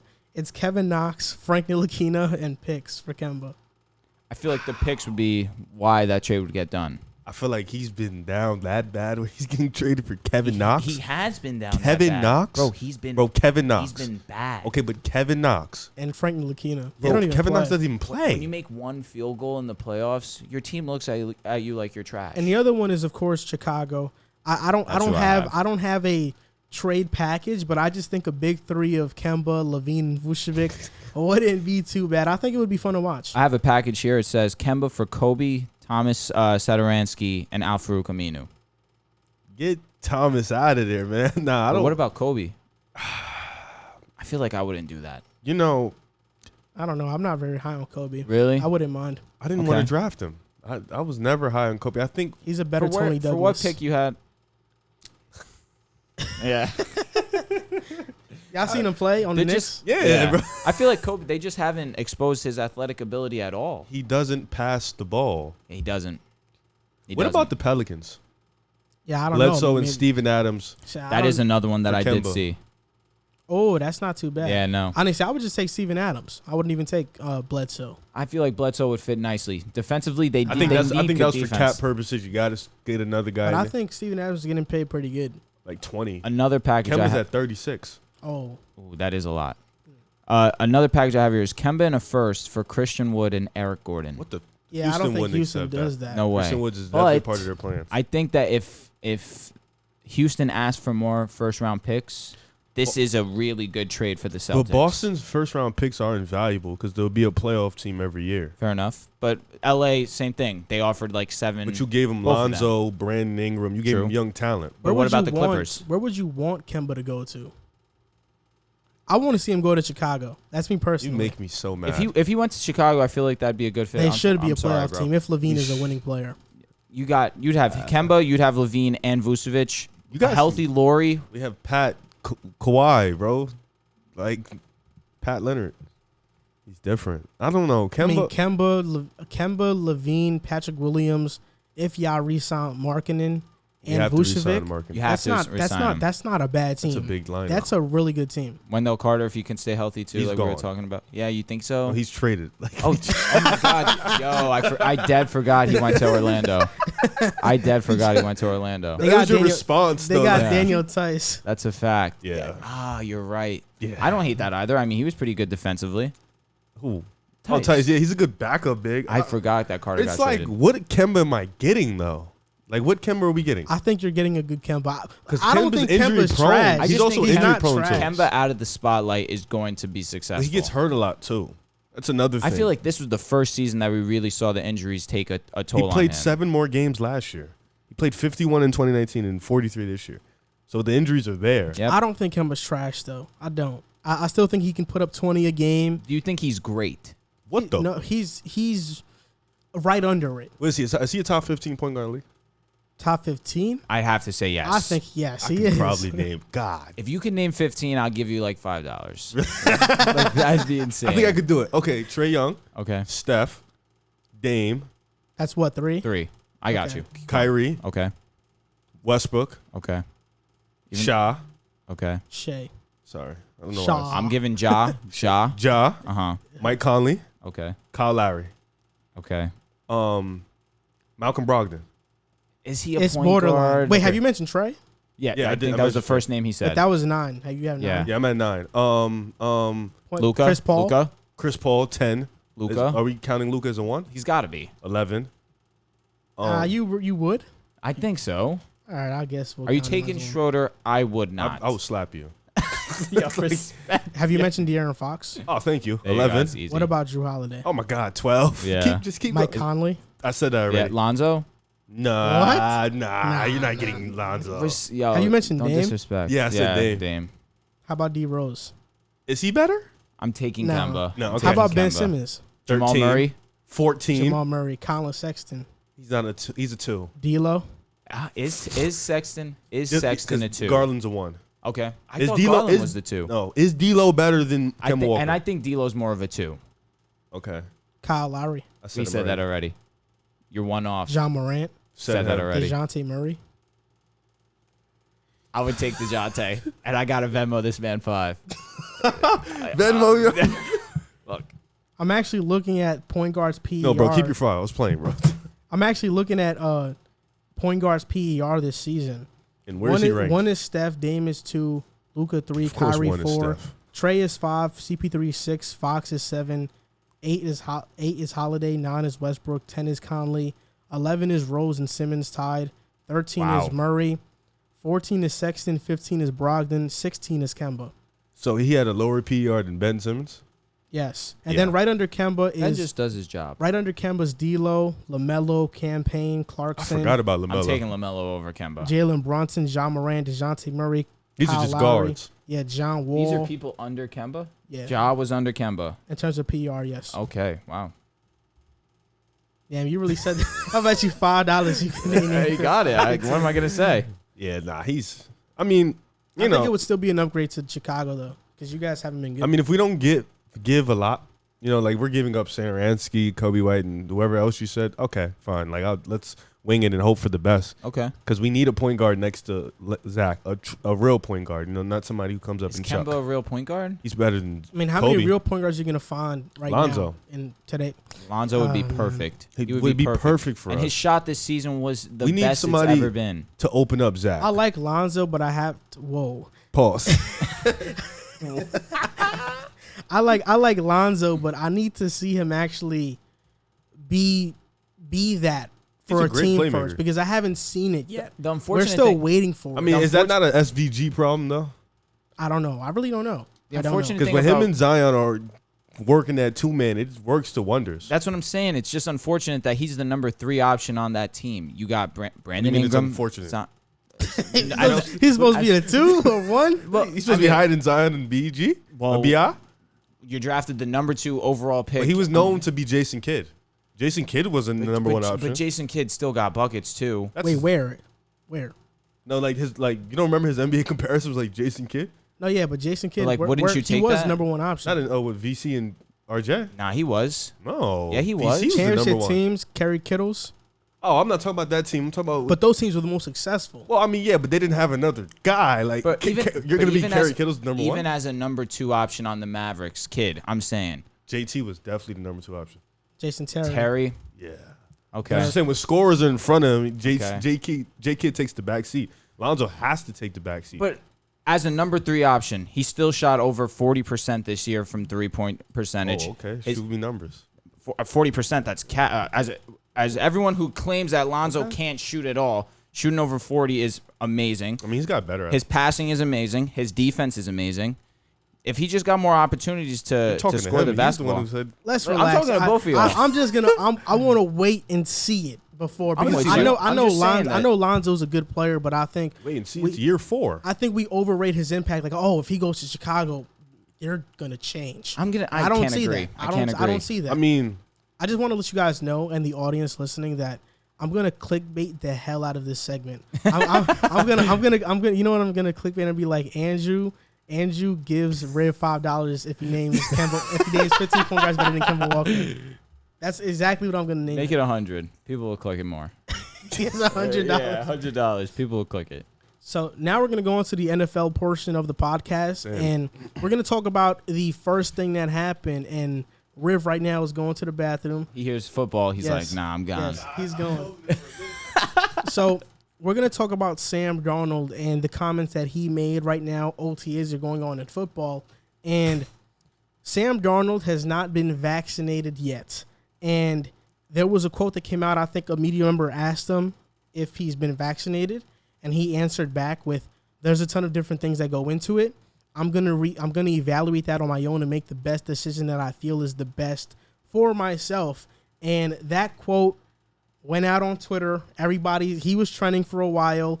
Twitter was making jokes about his motto incident, saying that, oh, look, this guy doesn't want to get vaccinated. It's not like he was taken out of football for another disease before. For real. They made jokes. And then this guy on Twitter, his name is Adam Fromel. I hope I'm pronouncing his name right. He tweeted this.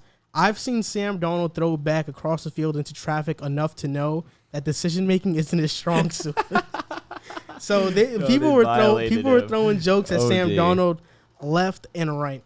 So I just want to get your opinion on Sam Darnold's vaccination comments, how you feel about it. Do you feel like it warranted him getting trended on Twitter and becoming this laughingstock? Well, first and foremost, I'm personally just not a fan of talking politics, and unfortunately, people have turned COVID into a political thing. That being said, I am vaccinated, and to Sam Darnold's defense, you're allowed whatever opinion you want. If you want an opinion, if you have a true feeling in your head, you could listen. He's a grown man. He's allowed to think the way he thinks. That being said, it's people like Sam Darnold that, for me personally, I mean, I got the vaccine because I want to go back to normal society, how we were before COVID ever happened. And me, personally, I think that the vaccine is the best way to do that. And with people like Sam Darnold, it's going to be harder to do so, especially because we don't have to wear our mask anymore if you have the vaccine.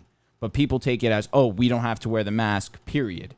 And the people who have not gotten vaccinated are not wearing their mask regardless. Yeah, because you can't check that. Exactly.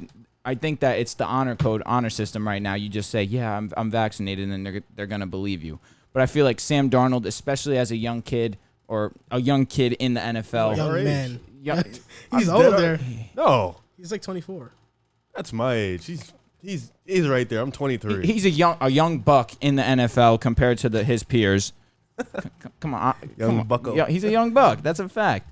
I feel like you'd be setting a good example, especially when you've already had your woes in the NFL, to come out and say something like this when you know that it's a hot topic and you're going to get backlash regardless.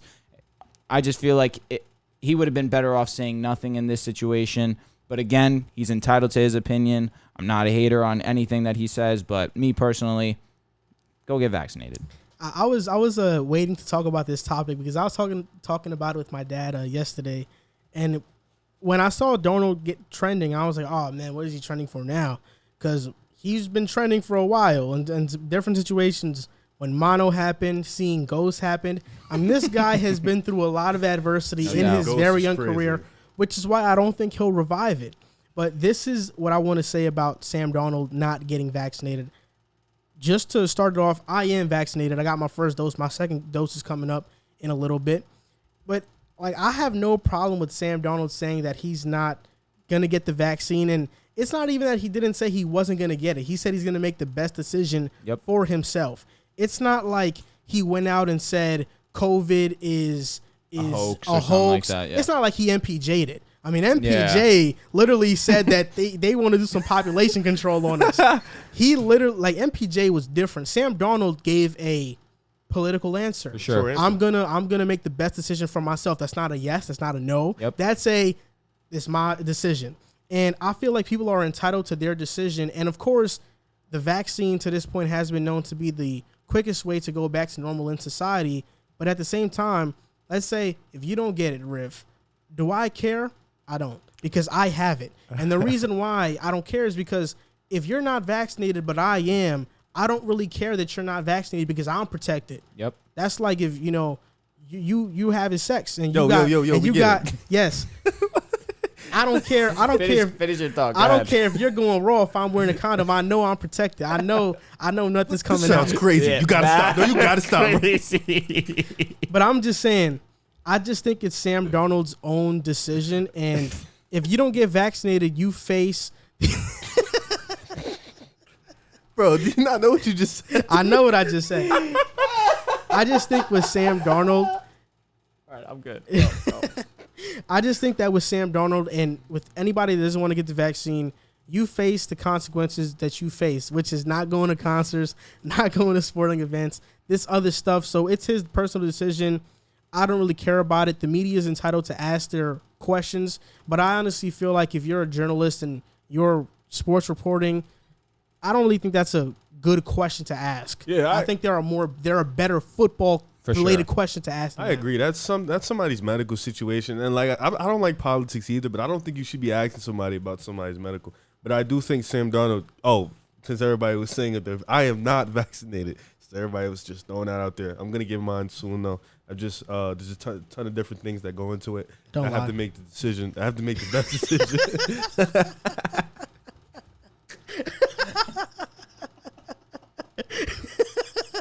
Yo, this guy said, I'm going to make the best decision. I literally read Sam Darnold. He Sam Darnold did. Yo, he really did. Yeah. Nah, I'm going to eventually get it, though. I just got to work on that. But, yeah, I don't think this is a bad comment. I think Sam Darnold just kept it 100, kept it honest. He did keep it 100. The media is crazy, bro. Like, I don't see why him not being vaccinated is such a big problem. It's something that we need to bulk up and build. I think he was just an easy target because he answered the question. I really don't see a bad part to it, honestly. Yeah, he was trending on Twitter. People were making jokes about him. But what's the joke, though? Like, oh, the joke, because I think there's you were in the bathroom when he was reading it. There's a running joke of basically, I mean, not just with Darnold, but people that don't get the vaccine like in general. Like, what's the joke? The joke is so now that you're joking on me. What's the joke is that you're a sheep, basically. If you don't want to get a vaccine, you're basically a person that doesn't trust in science and is like a conspiracy theorist. Because not gonna lie, that's a fact. People that people think that haven't got their flu shots and go to school still. Yeah, that's true. You don't have to get a flu shot. That's I'm just saying though, like there's people that do. You gonna call them a sheep? But it's like when you're younger, you get your tetanus shots and stuff like that. There are parents though that don't let their kids get vaccinated at all because of religious purposes and other purposes. But that's why I think people that believe in science and stuff are like on this end, and people that are religious and believe in their own beliefs are on this end, and it's always going to clash. People are always going to have their own. What about the people in the middle? Like just that's Sam Darnold apparently. Because there's conspiracy theories that new favorite player. There's conspiracy theories that the vaccine is this. I've heard these two. I've heard these two. I heard that the vaccine is the chip. If you get the vaccine, it's going to be like a chip in your arm, and the other one is that if you get the vaccine, it's like going to be population control, and they're trying to kill people. Coming from, yeah. I mean, it's coming from. In my opinion, it's coming from a lot of religious. Well, let me ask you guys because I'm not really too like y'all know how I move. I just kind of like go with the flow of life and just focus on the now and you know what I got going on. Nothing wrong with that. Yeah. What this vaccine? What you took it? How did you feel the first time you took it? I felt normal. Honestly, I don't mind getting vaccines. I'm a warrior. No, I'm not asking. I'm saying like because for my mom and like for one of my friends, like it made them like real, like they were like my arm hurt. That My arm hurt. Okay. But I've heard that the first shot you get is not bad, but the second one you actually my brother got the second shot and he got the flu from it. Oh, but is that like a way of it fighting it? Like it makes yes, you get it's it your body fighting against it. I mean, all vaccines contain a little bit of the virus in the vaccine to make your body fight it, so it can be better fighting it against the real thing. So I should get the vaccine. You know, it's like playing Call of Duty and then going into war. You play that to get prepared. I went to the gym 24 and they literally asked me, "Are you vaccinated?" I was like, "Yeah." It's like it's because they don't want if you don't want to wear a mask, you have to say. I capped. OD. Word. I'm in the gym. I don't want to wear the mask. Yeah, bro. It's hot. I get it. I'm pumping and clanging and banging, and I don't. Low key, you get a better workout if you wear the mask. There were emails that came out from Dr. Fauci. I think his email was hacked or something like that. That actually said that masks aren't really much of a defense. Well, thanks you for telling me that. Yeah, I mean it helps, but something I'll say about the vaccine too, because I got the vaccine. I got COVID before getting the vaccine. So my first shot, I think I felt worse than I did my second shot. They say that if you had COVID, that first shot, you feel it more. For some reason, I don't know the details off the top of my head. But then the second shot is more like how normal people who haven't gotten COVID react to the first shot. Oh, okay. Yeah. So when I got it, my first shot, I felt crazy. My arm hurt for days. I got chills when I was going to sleep, but that was it. I didn't get any fever, no nothing like that. I mean, if you decide to get it, bro, you should be fine. That second shot, like he said, though, especially if you didn't have COVID, you're going to feel it, but you should be okay. Yeah, we're not scientists. We're not scientists by any stretch Make of your the own means. decision at home. No, Yeah, for sure. There's a ton of different things that go into it. Yeah. Like you said, I'm going to make the best decision for me and my family. Good stuff, Sam. I'm gonna reevaluate it. Yeah, I'm gonna reevaluate and then Sam Darnold gave a after game after that was a strong losing answer. by 20 answer. Yeah, definitely. I said I'm gonna go back home, watch the film, reevaluate what happened. Reevaluate, just practice. That was definitely got blown out by like 35 in a playoff game, and it's like, nah, I gotta go home and reevaluate what just happened. Like that was one of those. Like, they go should home, I stay here? They go home, eat good dinner, look at a movie, and like chill. I gotta go. I just think he should have known better, especially with how much he's been scrutinized his entire career. He should have said next question. That's exactly right. Darnold, no offense, and this is offense.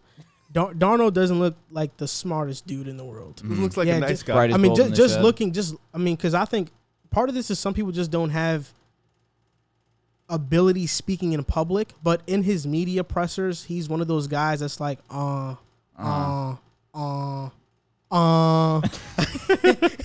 like after every sentence. So I mean, he doesn't look like the brightest dude. I'm glad that we got Zach Wilson. I'm happy. Yeah, I'm just glad he's not my quarterback, so I don't have to face with this. I don't have to deal with this. He'd have been so mad. Yeah.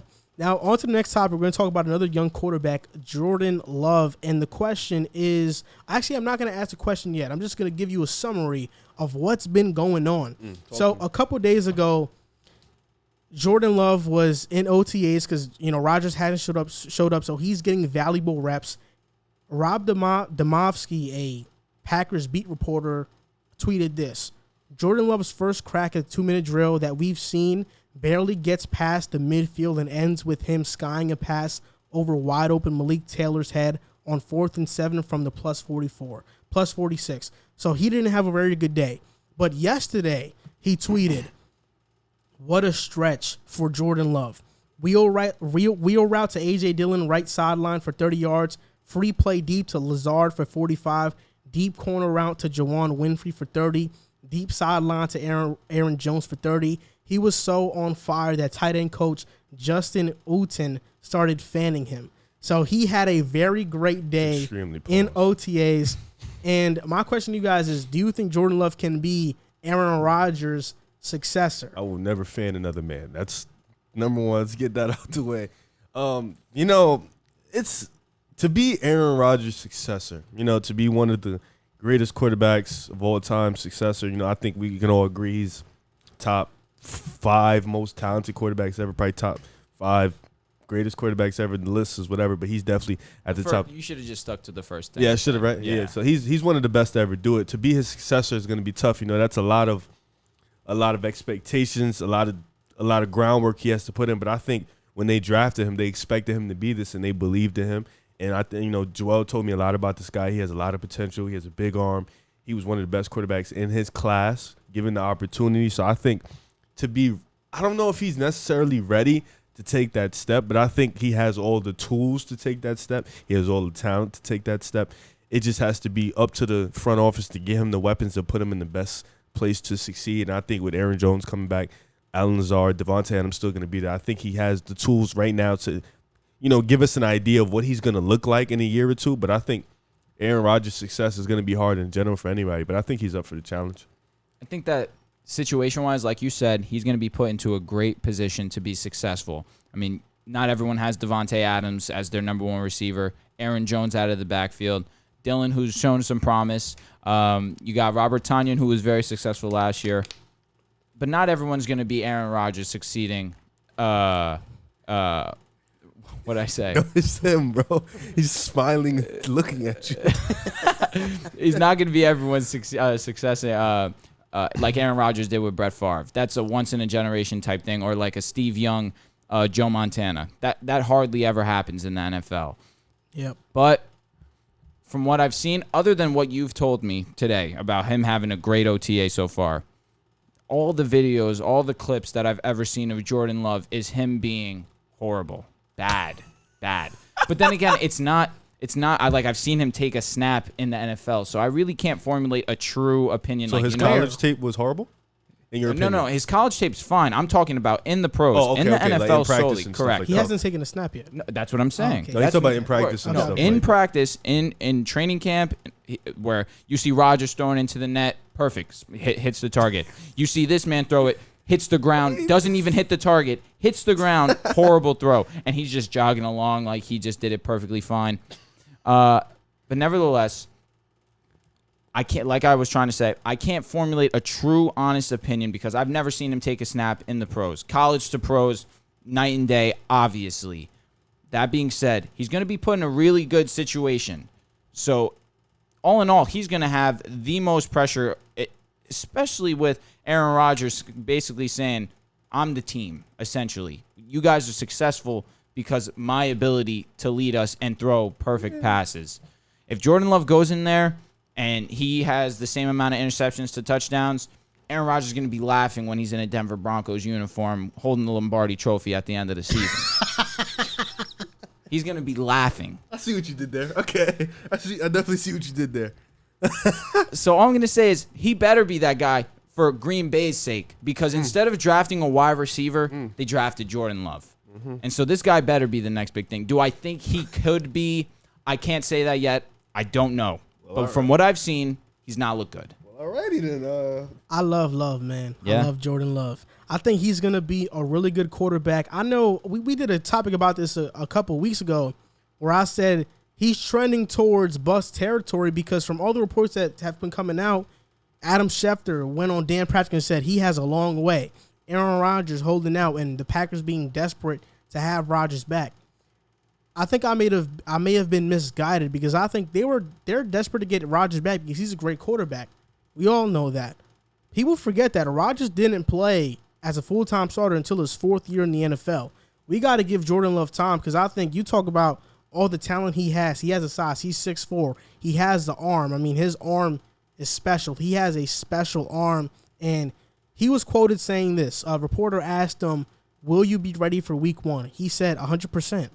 And he also said this. When asked if he is prepared to be the week 1 starter, he said, obviously, this is a time where I'm getting a lot of extremely valuable reps that I might not be getting in a normal circumstance. So I'm just going to take it day by day. But yeah, that's what I'm here for. I was drafted to play quarterback, so I'll definitely be ready week 1. Cool. I love this, because he's saying, look, Aaron, I know you're good, but your time is up. When they drafted you last year, your time is up, and that was my time. Uh-huh. It's my time to shine. From Utah State going to Green Bay, I'm gonna show the world what's up. I mean, in his sophomore year in college, I believe he had a really great year. It was his sophomore or junior year, one of those. But his last season, it was where he declined. But that's because most of the starters on Utah State left. They were not there, so he was playing a lot of hero ball, trying to make everything happen, just trying to win games. But I really do think Jordan Love has all the talent, and now that he's getting these reps without Rodgers in camp, he's getting these valuable reps. I think this is just making his development that much more. And as long as the Packers have Aaron Jones. They got Devontae Adams. And I think Marquez Valdes-Scantling, he's not a bad receiver either. Alan Lazard could do his thing with Robert Tonyan, and they have a pretty good offensive line. Jordan Love will be in an excellent position to succeed.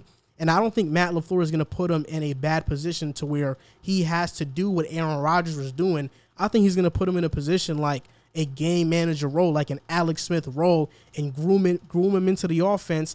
And then we'll see him develop even further once he knows it even more. But I love Jordan Love coming out of college. Before Herbert, Burrow, and all these guys had their first season as a rookie, I thought Jordan Love was going to be the best quarterback in the class because I think he has that much talent. Man, obviously, to this point, Justin Herbert is looking like the best, but it's not over. And Burrow. It's not over. Yeah, and Burrow, but it's not over. 4 to 5 years from now, we could be like Jordan Love is the best and Herbert is second. It could go either way. We never know. I feel like I don't know if you want to say something, but the most comparable person from that draft to this draft immediately that comes to mind is Trey Lance. Now, would you say Trey Lance? Do you have more confidence in Trey Lance, or do you have more confidence in Jordan Love? That's really asking if he has more confidence in Kyle Shanahan or Matt LaFleur. Yes and no. Trey Lance because that's Shanahan. You have more faith in Shanahan. Of course I do, but yeah. Trey Lance because he's a really dynamic runner. Okay. Jordan Love is not a runner. He can if he needs be, but he's not a runner. Okay. And that's where I think Trey Lance early in his career is going to help him a little bit more because when a play is not there, he can scramble and get out of harm's way. With Jordan Love, he's athletic, don't get me wrong, but he doesn't have that Trey Lance ability. Mm-hmm. Like, Trey Lance is a really good runner for a quarterback. He's Who special. has the better arm, though? Jordan Love. It's close. Jordan Love. So you said, okay, so. You have to say that, especially if he loves Jordan Love as much as he does. I'm not saying you're right or wrong. I'm saying you have to say with him being him having that arm, right, and him not being a runner, but he can make those runs. Does he have to be as dynamic as a runner as Trey Lance? He doesn't, because a lot of quarterbacks aren't, and they don't need to be. But Trey Lance has the arm on top of the legs. I would compare Love's athleticism to Ryan Tannehill. And you'll take that. Yeah, I'll take that. He's not a slow poke. He's not doing Haskins. Kirk Ryan make runs. And Washington, would you say is a good comparison? No. Kirk Cousins had a lot of rushing touchdowns in Washington. Yeah, I just never really viewed Cousins as a runner, though. I mean, as he's gotten older, for sure, I agree. But or as very athletic. Really? Yeah. I've seen Ryan T break off some runs. Yeah, Ryan Tannehill used to play wide receiver. But really, he was catching balls. Wow. Hey, yo. No, but Tannehill used to play wide receiver in college, so he was good. Wow. Yeah. How tall is Tannehill?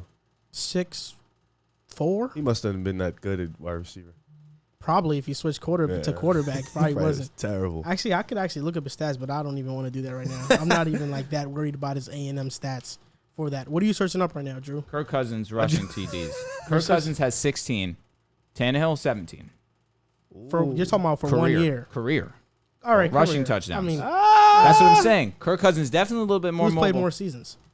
Yeah, I think they played around the same. Who's has the longest rush? Who's started more games? That has to be Kirk Cousins. I can tell you right now. And by how many more? Let's see. 116 Tannehill has played. Hasn't Tannehill been hurt for like most of his seasons? Yes, in Miami, yeah. Let's see. So Tannehill's 116. 109. Okay, it's close. It's close.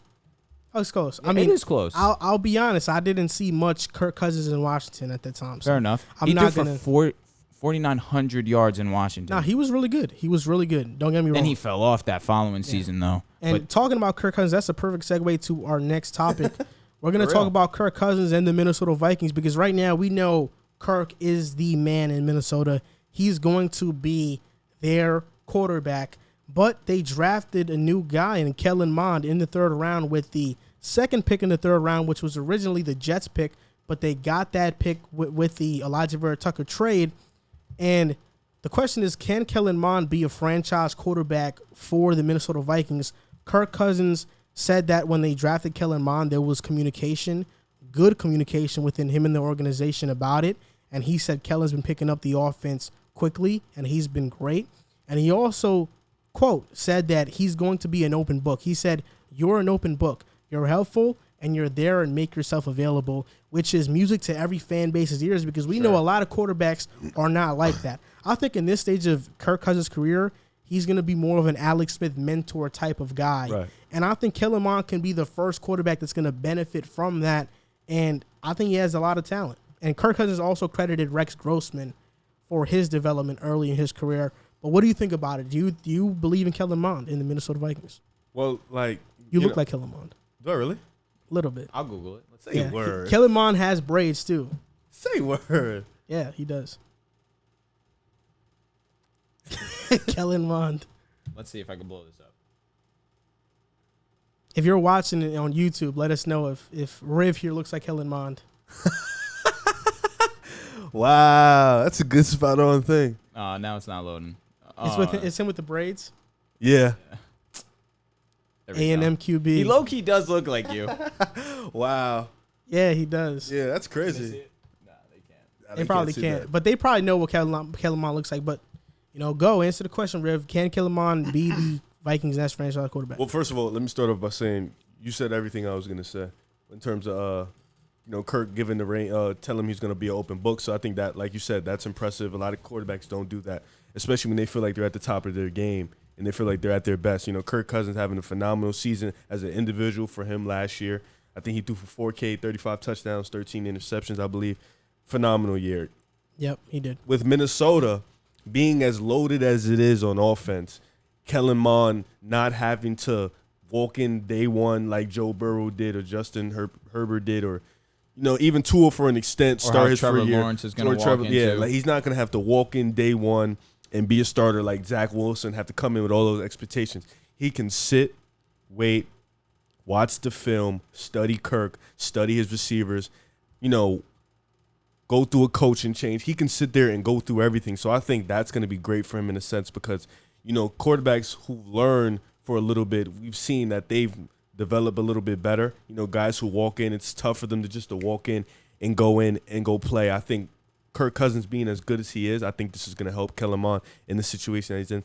Can he be a franchise quarterback? I didn't watch much of Kellen Mond in Texas A&M, so it's hard to say. But looking like me, I think he can be that franchise quarterback for the Minnesota Vikings. I think Minnesota's desperately in need of a franchise quarterback. They haven't had one. I know Kirk is nice, but I don't think he kind of came late. I think they never really had that franchise quarterback Teddy drafted. Bridgewater for a little bit was that. I remember Christian Ponder. I remember the Christian Ponder days. That's facts. I did. That's Yeah, but that facts. was more AP days, just Christian passing. No, that's true. Yeah. Christian Ponder was. He was good. I don't know. I thought he was bad. Bad as. Bro, honestly, Help me out. I'm blanking on. let's be realistic. His job was to pass. They had to give the Randall ball. Cunningham too, I believe. No. Jackson? Was it Jackson? Tavares Tavares. Jackson. Yes. Their jobs was to hand the ball to AP and then hope for the best. So their When quarterback Jackson got history. hurt, they lost that, obviously. So the last 20 years of quarterback history is Kirk Cousins, Case Keenum, Sam Bradford, Teddy Bridgewater, Christian Ponder, Brett Favre. I remember the Brett Favre days. that was Those, a movie. those Those are were my the favorite days. That was a Vikings movie. years. Those were the days. Brett Favre was. That was awesome. Tavares Jackson, Brad Johnson, Dante Culpepper, and there was one year of remember this Dante. guy named Gus Dante was Farrell. franchise for sure. No, he's for Seattle's franchise though. Oh no, No. it was. They had Randall Cunningham for 1 year, but they had Warren Moon. Okay. He was okay. good for them too. Yeah, so I think Rich getting Gannon, Kellen Mond is Jimmy- dope for them. I think he can be the franchise quarterback. Getting a guy this young, also drafting their number one receiver last year in Justin Jefferson, who we know is one of the best receivers in the league early at this age. Being that Dalvin Cook is still young, I think they have the potential to be definitely. Kellen Mond has the potential to be great in this situation because it's a great situation. He just has to continue to learn, but I think he can be their franchise quarterback. Their best quarterback in franchise history is Frank Brett Favre. Fran Tarkenton. Really? Isn't he like That- the 80s? He played in the 70s. better than Culpepper? Dante. Yeah. No, Frank Tarkenton, bro. He was Bro, I'm telling you, a legend. Dante Culpepper was amazing on the Vikings. Okay, but no, he wasn't like. Bro, him and Randy were disgusting. I mean, throwing it to Randy is like. Yeah. So Frank Tarkenton, these are his accomplishments: MVP, Hey. first team All Pro, second team All Pro, 9-time Pro Bowler, Offensive Player of the Year, passing yards leader, passing touchdowns leader, and his number is retired by the Vikings. Was number this in 10. like Super Bowl 4? No, this was in the 70s. Super Bowl teens? That was I a think teens. was that. I don't know. No, Was that? that was Because they went to the Super Bowl 4 against Kansas City What year was that? Oh, a minute ago. What's a minute ago? But, bro, Super the Bowl 70s. 4? Yeah. Super Bowl 4 is dumb long ago. The Super Bowl was in the 4 was in the yeah, 50s. they did. Yeah? Yeah. Word, I thought so. They lost. Wow. They lost. That right? might be the only Super Bowl I think they've been to 2. Don't quote me. So regardless, They suck. so the energy I had towards Love, I have to have towards Kellen Mond, especially since he was a later pick in the draft. Second round pick, Jordan Love was a top 15 pick. So No, he was 26th. First round. Love Just say was first rounder. 26th, really? Yeah. He's a Oh, first rounder. my bad. He was a first rounder. Regardless of that, like I said with Love, I'm gonna keep the same energy for Mond. I'm not gonna formulate a strong opinion until I see them have their first snap in the pros. That being said, similar to Love, he's going into an excellent situation. You get arguably the greatest wide receiver duo in the league in Thielen and Justin Jefferson. You have arguably the best running back in football on your team. Personally, I wouldn't say Dalvin's the best, although I love him beyond belief. He's awesome. They have a revamped O-line. Last year, Kirk ate on an O-line that was subpar, in my opinion. So I feel like with time, this O-line's only going to get better. With time, these receivers are only going to get better. Justin Jefferson was a rookie last season. He's going to his second year. Dalvin Cook's only 25 years old. This team is definitely young. He has the benefits of learning behind Kirk Cousins, who's had the experience, who's had success in this league. Last year, like he mentioned, he threw 35 touchdowns, which was a career high for him. Threw 13 interceptions, actually, which was tied for the most that he's thrown in his career. But 13, I feel like that's not that much. It's not. I think he ranked eighth. I think when you most. throw as many Brady touchdowns, had, it's cool. exactly. It's cool. 35, especially when it's your career high. Brady had more interceptions. Russell had more interceptions of notable names. And this was with Russell was tied. correct. But this is an O-line that was mediocre and a situation where he's the second option on that offense. It's Dalvin Cook, and then it's Kirk Cousins' passing offense. So do I think Kellen Mond has a chance to be successful? For sure, because he has the talent around him. Franchise quarterback, I'm not ready to go all in, especially because I haven't seen him take a snap in pro football. But it's definitely possible. I'm not counting it out. Kirk Cousins is 32. His contract is up next year, which means Kellen Mond has 2 seasons to develop and to watch how Kirk Cousins prepares week in and week out. What I like about Mond the most is that he was a 4-year starter at Texas A&M, and when you are experienced in college and you've seen a lot of football, you're more prepared for the pros, in my opinion. And he has the coaching, he has the talent, so I think he'll be fine. He got better every single year at A&M. He was actually one of the top recruits out of high school, so this guy is very talented. He has a great arm. He has sound mechanics, even though there's this narrative that Kellen Mond doesn't have good mechanics, which I think is ridiculous. I think his mechanics look weird. Doesn't mean it's not good. He does have good mechanics. And at A&M, there wasn't much talent around him, and he was in every single game, mostly at A&M. I mean, he put the team on his back, and they had success with him. And I think Chris Sims was very high on him to this point. Obviously, everything Chris Sims says is not true, but to this point, his quarterback track record has been solid, pretty good, and he has Mond over Fields, over Lance, and just behind Mac Jones, but he had him 4th on his quarterback list, and that's some really high praise when you put him over Fields and Lance, both guys who were in the first round and picked with top 15 picks. And right now, Mond hasn't been doing much in OTAs. He's practicing with the threes, so right now I'm guessing he's a third stringer. And I was looking at this the other day, but most quarterbacks in the draft that were drafted this past year are in good situations. Yeah. Trey Lance, 49ers, Justin Fields with the Bears. Say what you want about the Bears, but they have a coaching staff that is quarterback friendly, and Matt Nagy. They also have, I forgot their John DeFilippo is there as well, and they also have this other quarterback coach who is good. I forgot his name. It's slipping. I got you. And then you look at Mac Jones with the Patriots. I think the 2 worst situations are Zach Wilson with the Jets, and that's not even that bad, and Trevor Lawrence with the Jaguars. But most of these guys are in good situations. John DeFilippo is the QB coach. Okay, their OC is the guy then. He's an OC that's been known to work with Bill Lazor. Bill Lazor, yeah. He's been known to work with good quarterbacks in the past. Lazor. Tough name. Yeah. So, I mean, I think they're all in good situations, and I could very well see Kellen Mond being a franchise quarterback. I think in this draft, he was the sleeper guy. So I don't think Kyle Trask is gonna be much, honestly, in my He opinion. got drafted to the Buccaneers. To the Bucs, yeah. Let me ask you a question. Okay, so where do you, let's say, hypothetically, I'm going to give you 10 years, right? From today, 10 years on. Where do you see Kellen Mond in this draft class? In That's a tough question. In this draft class is tough, but I'll say You had to guess. But I definitely see him being a top 20 quarterback in the league. No, and I no, could no, see no, him being no, a top no, 15. Just amongst Just the amongst quarterbacks his in this coming class. in, like him, Fields, Trey Lawrence, Trevor Lawrence, Zach, Kyle Zach Wilson Bumtrass. will be the best. Okay, right. Zach Wilson will be the best. I think this is a hot take. I don't think Lawrence is going to live up to those expectations. Okay, so I you got a agree. two. I've been consistent on I that, really too. don't think Lawrence is that great. I'm gonna just be Who honest. you got a two? 2, Ooh. Trey Lance Okay. because of San Fran. 3 is it's either Mond or Mac Jones. Oh, I gotta okay, be so you honest. got Where's Mond. Fields? Fields, I think, is right after that. Really? So you got Then- Mond at 3 with him or Mac, and then Fields. Okay. Yeah, I honestly really think Lawrence might flop. And what about you, young buck? I don't like his moxie. I'm going to go.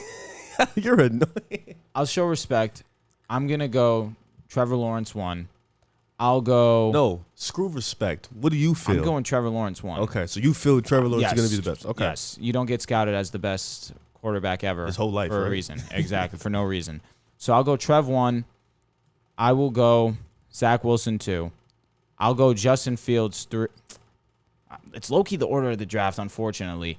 I like it's Trevor, it's Zach, it's Trey Lance. I might lean Trey Lance over Zach right now just because of the situation. So Trev, Lance, Zach Wilson, Justin Fields, Mac Jones. No Mond. Mond is 9 year No. 5.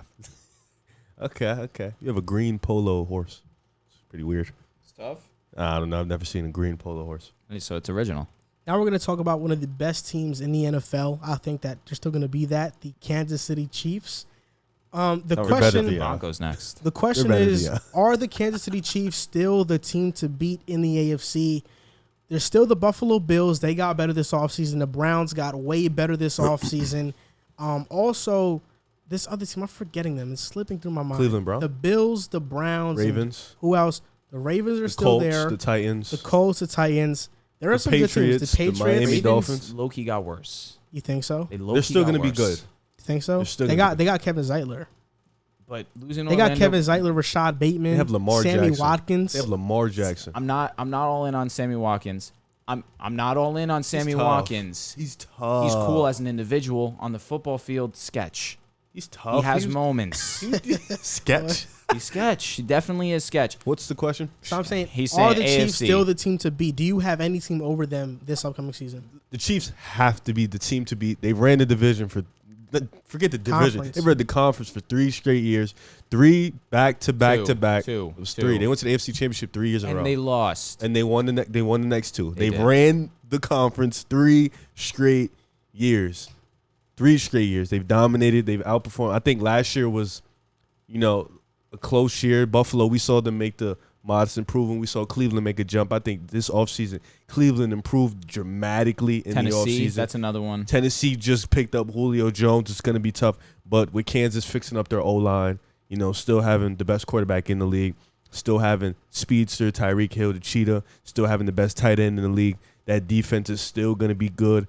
I think the Chiefs have to be the team to beat. I think the Bills, they're still a Josh Allen leap away from being better. You Baltimore, think Josh Allen has to take that leap? yeah, I think he already has. I think he has to reach like top 5. I think it's debatable for him to be top 5. I think he has So to what do you reach. think he is right now? He's top 10 for sure. Yeah. I think he's top 5. He's not top 5. Wilson, Rodgers, Mahomes, Watson, Aaron, Aaron. Brady. Shut it down real quick. Yeah, early. Yeah. You Shut would it have lost down that real $5 again. It's okay. Yeah, I think. Last year he was a top 5 quarterback. I mean, he played like it. That's what I'm saying. Talent-wise, no, he's not a top 5. Did he play better Off than lessons? Watson or Aaron? What His- about his Brady? team won significantly more. He played better than Brady last year. Did he play better than Wilson?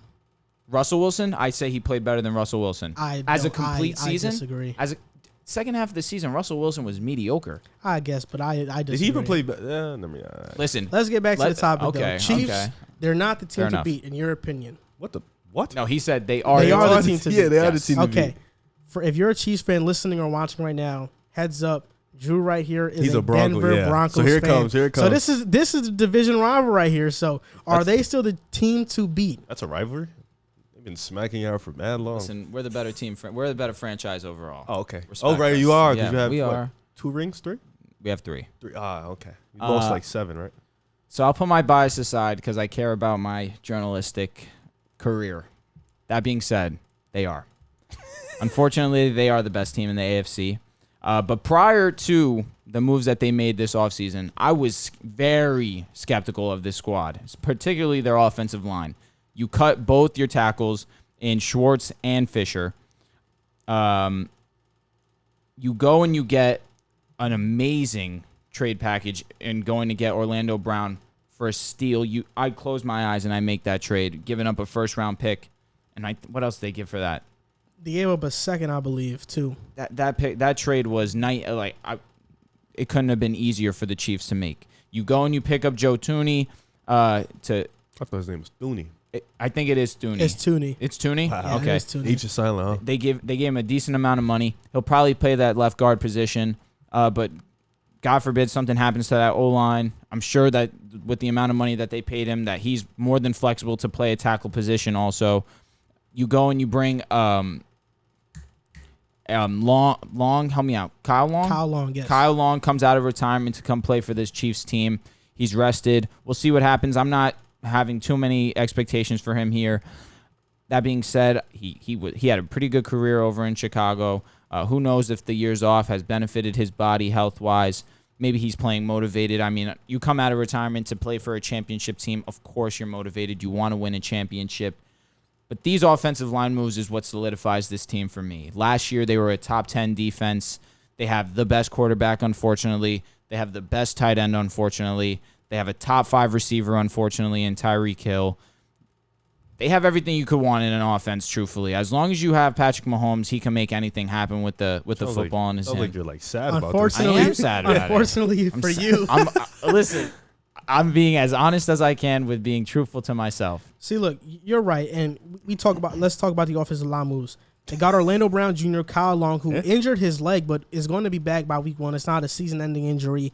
Austin Blythe, Joe Thuney, re-signed Mike Remmers, who was really good for them last year, and Laurent Duvernay, who's coming back from COVID. He took the season off last year. But the thing that pops out to me in terms of this offensive line is that Orlando Brown Jr., Austin Blythe, and Joe Thuney are all coming from running offenses. Orlando Brown with the Ravens, Austin Blythe with the Rams, and Joe Thuney with the Patriots. This tells me the Chiefs want to be more balanced on offense. They don't want to be so Patrick Mahomes reliant. They want to give some of the workload to Clyde Edwards-Helaire or some of their other running backs. They want to spread the sugar to everybody, and I think that's going to help them long term, and I think that is the way to go. I still think they're going to have one of the best defenses in the league, probably top 10, because Steve Spagnuolo, I think his scheme is amazing. Their linebackers are the weakness, I think, in that group. They did draft Nick Bolton. Willie Gay Jr. last year as a rookie was really good. Anthony Hitchens is average. Their defensive line got better. They signed Jaron Reed, still have Frank Clark, Chris Jones, and Derek Nottie. And their secondary is getting better. I mean, they got not Bashard Breeland. They got L'Jarius Sneed, who was really good for them last year as a rookie. Wade. Rashad Fenton, Charvarius Ward. They also traded for Mike Hughes from Minnesota, who's a very young corner first-round pick. And they have DeAndre Baker on the roster as well, a former first-round pick. And their safeties are good. Tyrann Mathieu and Juan Thornhill. I mean, this is a loaded Chiefs team. And the team I think that's going to give them the most trouble is Cleveland because they had an amazing offseason. Their offense was already good, but on defense, they drafted Jeremiah Owusu-Koramoah. They also signed Anthony Walker from the Indianapolis Colts and the cornerbacks. They signed a Troy Hill. They got a John Johnson from the LA Rams. I mean, they have a really good defense now, at least on paper, and I think that's going to be their biggest challenge. But between the Browns and the Chiefs, I would go Chiefs because I think they're just a better team and they have the best quarterback. We still have to see what Baker Mayfield is. In the second half of the year last year, he was great. He was great. But in that first half, he was average. With OBJ coming back, is he going to come back down to earth, Baker Mayfield, or is he going to continue what he was doing? It really depends. It makes no sense how without Odell, Baker is an elite quarterback. With Odell on the field, he's trash. Makes no sense. Odell is by far and away the best offensive weapon they have outside of Nick Chubb, of course, because Nick Chubb is prime time. Odell is sensational Odell's with the a beast, football. He's man. insane. When it comes to Baker throwing the football to Odell, they just cannot click. It makes no sense to me, truthfully. So, like you said, I'm interested to see how that plays out this season. I have the Chiefs winning the AFC with a 15-2 record or 14-3. It's one of those, but it's one of those. I'd be very upset with that. Does anybody believe in the Bills to beat the Chiefs? I personally don't. I think they're still they're a wide receiver away. I think they're a corner away. A great Really? corner away. Okay. Yeah. So Tre'Davious White isn't You don't think enough. he's He's great, but Oh. they don't have. No, I know what he's saying. They don't Number have. two. They don't have Levi Wallace. He's their second best corner, and he's average. Mhm. They need another guy in that secondary and a pass rush. They did draft Gregory Rousseau. We'll see if he's any good. But I think they If they would have went pass out and rush got and Kyle Fuller, secondary. I think that would have been very good. Yeah, that would for have been sure. very good. would you take them over the Chiefs if they had gotten Kyle Fuller? Of course, this is hypothetical, but It would have been a toss up. I think I still would lean Chiefs just And I because think they of the have Josh offense. Norman. I'm not sure. So what? Yeah, but he's older. So what? Cleveland or Buffalo? I would honestly go Cleveland. I think Cleveland's more complete, so that's why I would lean Cleveland. Yeah, and Josh Cleveland has Norman the is best. a free agent. Really, Yeah, he's not even signed. and Cleveland has the best defensive player out of Yeah. the two squads by far. Okay. And I could I dig wouldn't it. say they have the best corner because I think Tre'Davious White is the better corner. But I like Denzel Denzel Ward. Ward's not that far behind. He might be the fastest corner in the league. He's lock up whenever he's healthy. Whenever he plays I like Ward. out of his mind. So it's definitely going to be interesting to watch the Browns next season. Yeah, the Bills have the best quarterback and receiver though. And Titans too. After getting Julio, that offense could not be more complete. Of course, the only question mark is going to be that defense, especially with last year. They ranked 31st in the NFL. Horrible on the defensive side of the ball. But they go and they pick up Bud Dupree. They go and they draft Caleb Farley. No, not Caleb Farley. Yeah, I'm they sorry. draft him. Was it Caleb Farley? Yep. Who are you thinking of? The first cornerback taken in this draft. Didn't Shaw Alex take him? Surtain. No, he was the number 2. Horn. Oh, J.C. J.C. Horn. Horn That's from who I was Carolina, thinking. yeah. But you're right. Caleb Farley did get drafted to him. And that was kind of a steal. People prior to his back injury were thinking that Caleb Farley could potentially be the best corner in this draft. You go and you pick him up. I feel like those are really good additions for that side of the ball. I still think that they need more defensive tackles on that to stop the run. That being said, you add Julio to that squad, you just make them more unstoppable on offense. Derrick Henry's going to be Derrick Henry, so you know the passing game's going to be open regardless because you have to respect Derrick Henry's run game. And if you're not going to respect Derrick Henry's run game, he's going to rush for 200 yards on you. So I feel like either way, Tennessee's going to be successful, but it all comes down to their defense. So that's why I feel like there's levels to it. So I would go Chiefs, Browns, Bills. I feel like Tennessee's right there. I like the AFC. It's looking real good this year. What And about you usually- guys? Listen, we're next We'll talk- segment. we'll talk next about them segment. next. We'll see. Actually, we'll talk about them now. Let's This do is it. going to be the last segment of the podcast. We're going to finish it off talking about some great quarterbacks and a potential team they could go to. The question is, Deshaun Watson or Aaron Rodgers, who do you think is more likely to be on the Denver Broncos next season? Deshaun Watson, just to let you guys know, there was a quote that from Kareem Jackson that said that Deshaun Watson wants to be a Denver Bronco. He was on the Key to Leaps podcast, and Kareem Jackson, who played with Deshaun Watson in Houston, he even said that Deshaun Watson and him were talking on the phone, and before Kareem Jackson made his decision to go back to Denver, Watson was like, let me know if you decide to go back. Once he signed back, Watson told Kareem Jackson, tell Denver I want to be a Bronco. He said, I'm paraphrasing. That's, my God. That's what he said. Ian Rappaport, though, quote tweeted it, and he said that Ian Rappaport said that he doesn't know if Denver is where he wants to be. I did see that because he report. said that he wants to go to multiple places. And I'll just say this. I think that's some hating stuff right there. Yeah. I believe Kareem Jackson telling me that Deshaun Watson told him because I believe they're cooler than a reporter They were on telling the same me team. No than a doubt. reporter telling me that that's not the only place he wants to go. Like, yes, nobody said it's the only place he wants to go. He but just told Kareem he really you wants to said- go to Denver. You just wanted to get in on the fun. You just wanted to get in on the story. How do you and then feel put about your that? spin on it. That was some hating stuff, though. So let if we're it rock. going most likely or what I want. I want to hear both. All right, what I want is Deshaun Watson. You kidding me? I mean, he's got the youth, he's got the arm, he's got the legs. He's got the allegations. That's the only thing that holds me back. I mean, holds me back, and it's going to hold the Broncos back, especially when we have a squad right now that we're a quarterback away from really making a championship push.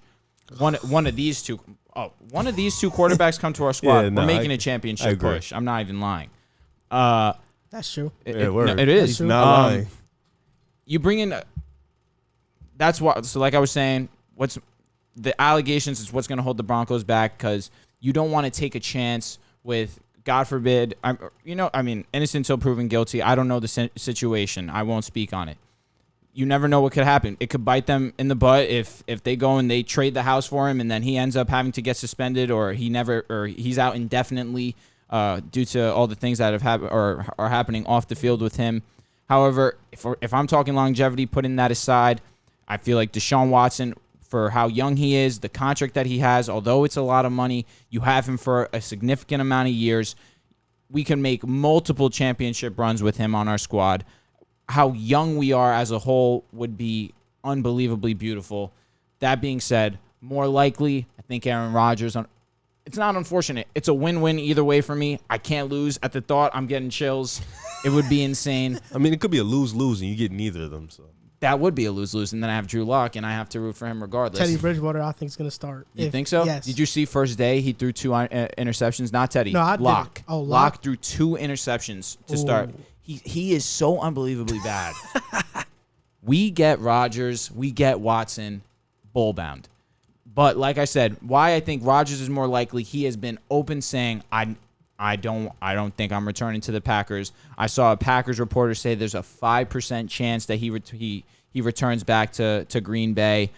And there's been reports saying that Rodgers would be interested in playing in Denver. Whether those are confirmed or not, I'm not 100% sure, because I remember Shefty coming out and saying that he didn't have a valid source or a real source saying that he wanted out of Green Bay in the first place. So I don't know what to believe when it comes to Rodgers' situation right now. But there have been, from those reports, saying that he wants to be in our division to play against Mahomes 2 times a year, to show that, you know what, you guys think Mahomes good? I'll play him 2 times a year. I'll beat him 2 times a year, and I'll show you that I'm better than him. Okay. So this is Aaron. This is Aaron Rodgers. Reports. Hey, listen. Allegedly. Alleged. Okay. And I'm putting that out there firsthand. So yeah. So like I said, what I would like would be Deshaun. Whether, we got to see how his off the field issues get resolved first. I'd like either or. I really can't go wrong here. Either way, we're going to the chip if we get one of these guys. How you doing, sir? I think who's more likely? I think it's Aaron Rodgers. Yeah. And if I were a Broncos fan, I would rather get Aaron Rodgers too. Okay. Obviously, Deshaun Watson has the youth and the long-term factor. You have to play it into consideration. But I think with his legal situation right now, it's too much of a risk. For sure. Aaron Rodgers still has. We've seen Brady play until he's 45. I mean, Rodgers still has 3-4 more years left. But he's the only one ever to do it. Yeah, I understand that, but I think Rodgers still has years left. And with him, I do agree they can be a Super Bowl team. I think not with Drew Lock, but with Teddy Bridgewater, I think they are a 500 team, 9-8. They can finish around there because their roster. You look at Cortland Sutton, KJ Hamler, Jerry Jeudy, Tim Patrick, Noah Fant, Melvin Gordon, Javonte Williams, Bradley Chubb, Von Miller, Shelby Harris. You still got Phillip Lindsay? Unfortunately, no, not. they don't. That was such a bad move on our end. And I think they have the best secondary in the NFL in terms of depth. You have Ronald Darby, Bryce Callahan, Kyle Fuller, Kareem Jackson, and Justin Simmons. Michael Ojemudia also. He played very well last year. They have a great roster, and they legitimately are a quarterback away from being a problem in the NFL. And I would love to see Aaron Rodgers go there. I think it would be a perfect fit, and I think that's the most likely scenario as well. I think, Aaron Rodgers to the Denver Broncos. Yeah, I agree. I think, with Houston having Deshaun Watson kind of in a stranglehold, not trying to trade him, his contract being kind of exorbitant, with all the legal issues, you don't want that in your culture. You don't want that having that cloud under your franchise. For sure. So Aaron Rodgers being the obvious favorite, I think that would be the most likely. He stated he doesn't want to be in Green Bay anymore. Deshaun has stated he also doesn't want to be in Houston, but I think the Green Bay is more likely going to trade Aaron than Houston to trade Deshaun. And I also think, like Joel said, Aaron still has a lot left in the tank. You see, he hasn't digressed. I think he can still play for another 2-3 years. You guys have a ton of weapons on offense and defense. I think Aaron can be that guy that I wouldn't say like automatically Super Bowl, but you definitely jump you guys right up to the top with the Chiefs. It's Aaron Rodgers, bro. Yeah, I know, but the Chiefs are still alive. Pat Mahomes is still alive. I can't just. All I'll say to that is Peyton Manning nowhere near as mobile as Aaron Rodgers. Peyton Manning comes in, automatic Super Bowl contenders. Did you remember your roster was better than it was now? You know it was. Eric Decker, Demaryius Thomas. But Peyton made these guys. But do you not forget your defense? Chris Harris Jr., Hakeem Talib, Von Miller. That took time. Brandon Marshall, Danny Trevathan. Like, do you not forget that defense? The first year that Peyton Manning was on the squad, that defense blew the game for us. I remember. Peyton Manning might have thrown the touchdown in overtime to put them in position to kick the field goal. But our defense let up 2 50-yard touchdowns in like 2 minutes. The year after, I think that was four years after. So it was Payton's first year. Second year, Payton throws 55. Next year, Payton has the neck injury. We lose to the Colts. The year after that, we win the Super Bowl. We win the Super Bowl. Yeah. That's when we had the all-time great defense. But my point being, Payton comes in. He makes Eric Decker a 1,000-yard receiver easy. He makes Demaryius Thomas a top 3 receiver in the NFL. He makes Julius Thomas a top 3 tight end at the time. He had Emmanuel, too.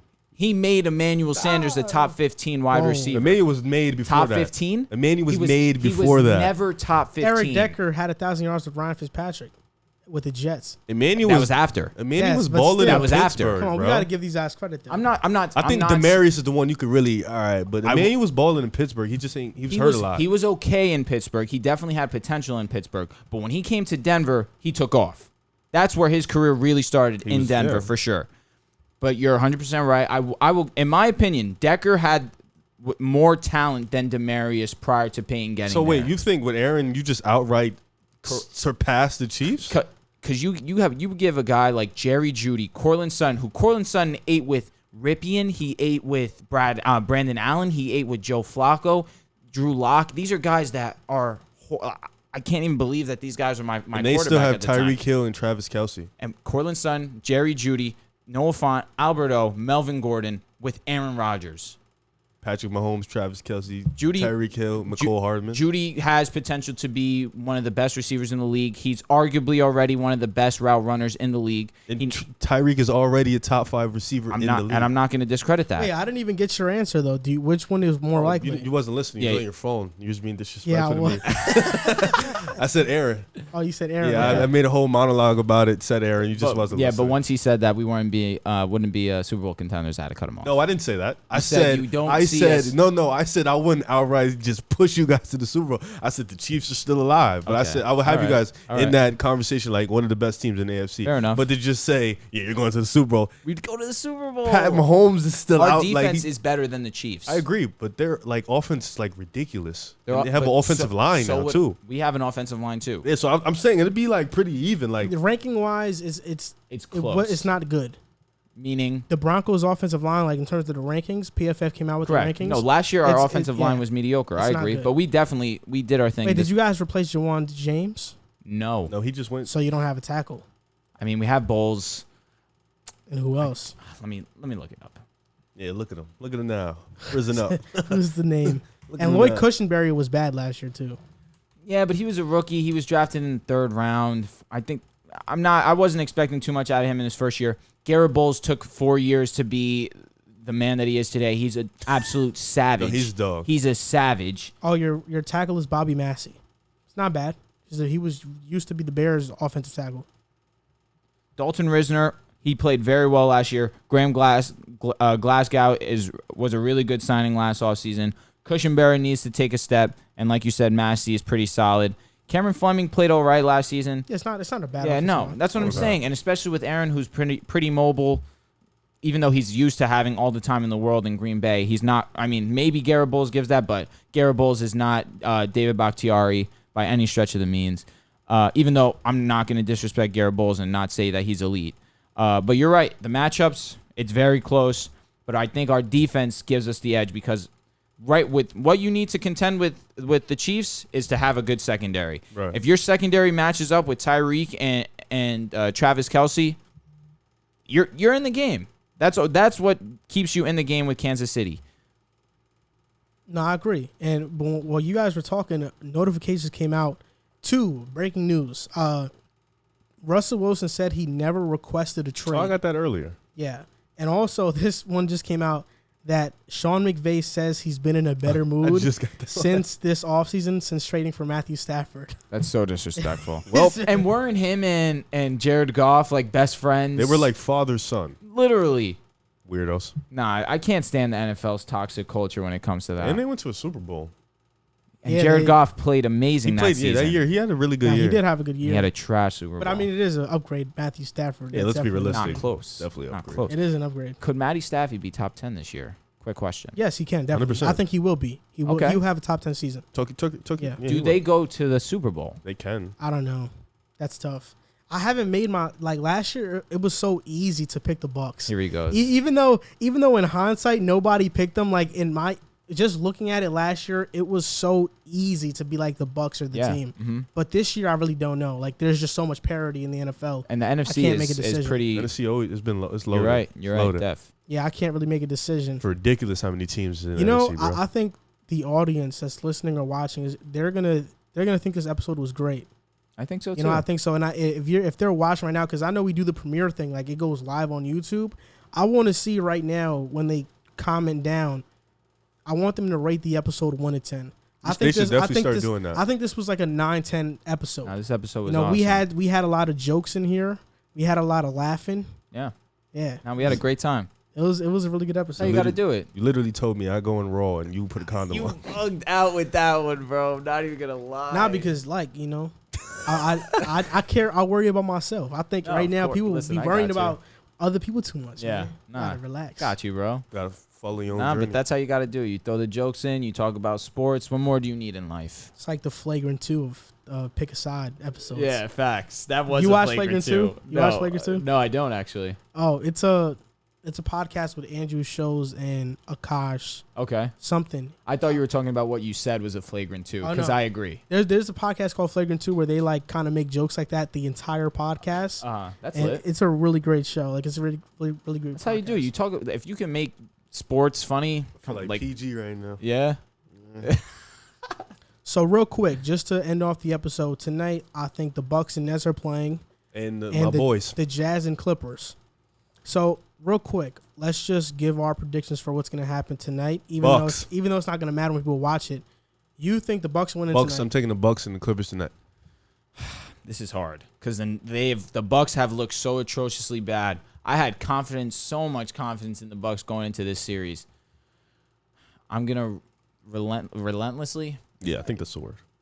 Go Bucks. I think the Bucks get one at home today. I feel like they need both of these games, no doubt. Oh, well, without a doubt. No doubt. I think they're gonna get this one, Game 3. This is gonna be the one where they're like, all right, let's buckle down. If they don't win this, over. I'm gonna be honest. 100% over. I'm going Nets, and I'm going Utah. I'm going Bucks tonight, and I'm going Clippers too. Okay. I think I'm going to go with Riv with his predictions, but also you think the Nets are winning the series though. We all think that. Unfortunately, the fact they're doing this without Harden is unbelievable. I have the Bucks winning. I gotta stand to my word. For the series, yeah. I thought the Bucks would match up so well against the Nets. Giannis has played around like a child with KD. KD has violated him every game. I didn't know D Wade was a part owner of the Utah Jazz. Yes, recently this season. Yeah, That's why they call Mitchell Baby Wade. No, I knew. No, they've been calling. It was because he plays the fact just that like him. He's a part owner of the Jazz, and he's Wade at the games now. He was talking to him. That's like his But the his fact mentor. that he's like on the court, like yo, Mitchell. That's what owners should do, though. I think. But that's what a good. I mean, not Steve all. Ballmer's at every game. Ballmer, Cuban, Pat Riley's the president, not the owner. I wonder if Wade lives in Utah now though. He was definitely in tune though. I love it. Up this season. I mean, he might have a house in Utah. You know what I mean? But I don't know. Yeah, kind of like Jay-Z with Brooklyn, where he was when he was owner, he was like almost like all the games. Yeah. Our owner, he was like almost at all the games. He still be at the games now. Nah, but Utah does some really cool stuff. Like I think they have a new owner. He's very young too. Like he's very young. Look it up. I think he's like in the tech industry. Right. But he had this program this season where for every single win the Jazz get this year, they're going to give out a free scholarship to somebody for That's college. freaking dope, bro. Yeah. That is dope. That's about 40, 50 scholarships a year. Yeah, so that's what they did this year for every single win, and they won a lot of games this year. Ryan Smith. Ryan Smith. And What does he own? Because I know he's a tech guy. That's pretty dope that your mentor becomes like a part owner of the Jazz. Like, That is cool. so now it's like 1.5 billion net worth. Let's see what he does. he's a billionaire. Yep. I need to be him. Every owner has to be a billionaire. Yeah, they have Crazy. to. Everyone. I'll be one. I ain't even tripping. I'm gonna own the Bulls. Billionaire businessman, executive chairman, and co-founder of Qualtrics. I don't want to mispronounce that. Qualtrics. Whatever that Qualtrics. Yeah, that's really it. An experience management company based in Provo, Utah. So Oh, he's just So he he's loves in- Utah. he's He's Utah Loves made. Utah. Utah made. Dope. Now that is lit. Shout out to Ryan Smith. 44. I don't know if you guys seen the video, but when they did that scholarship program, they actually had like Donovan Mitchell, Joe Ingles, Clarkson, and Gobert. Like they got on the FaceTime with the kids who won the scholarship, Right. and they told them they won the scholarship. That's freaking incredible, Yeah. bro. That was the first time that they heard yeah, it. it was on the That's Jazz's sick. social media team Nah, where it was Utah- like Gobert was on like a call. They had George Niang on the call. Like, Yeah, hey, Utah may congrats. have a racist when they get in the arena. It's a lot of disrespect, but they definitely put on for Utah. That's freaking The actual dope. club themselves, Yeah, they put that's on for freaking the. I mean, dope. they say that, but I don't know like if that's Well, true. John Morant pops confirmed it. But they say that about Boston, and that's a fact. No, Boston's a You know what I'm 100% saying? fact. They say that Boston has racist tendencies, and that's a fact. So if they're gonna say it, I mean, like they're not gonna Westbrook, talk out of their Westbrook's butt. family, John Morant's family, and one I forgot one that they have come out and said that the fans are in fact extremely racist. Like they talk mad shit. He bought the Jazz for his net worth, 1.6. Oh wow. That's That- actually more than his net worth. He was at 1.5. Oh, was he? Yeah. That is a steal. That- Because you think about how much a franchise costs nowadays, you're looking at 2, 3. And he's well, that's talking about like the premier franchise. Wait, and he's wait. Utah. They have a history. I wouldn't say they're Isn't a he premier a franchise. part owner too? So he didn't have to pay the whole thing. No, I think he's the majority owner. Okay. Oh, you talking about Ryan Smith? Ryan Smith. Okay. He's a majority owner, but D Wade is the minority owner. Dope. Yeah, they had to chip in like a couple hundred million D-Wade to got be a it. part owner. Yep, Yeah, that's crazy.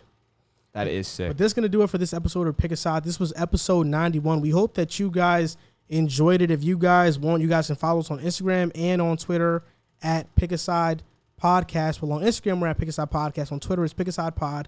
And on TikTok, it's at Pick a Side Podcast. We aren't on our TikTok game, so just follow us on Instagram. Well, and he's Twitter. on his TikTok game. Yes. Yeah. Shout out to individually. Joel. Shout out to Joel. He just cracked 10K on TikTok. That's 11K huge. too. 11K, bro. Yeah. Congratulations to you, bro. You've been putting in so much work.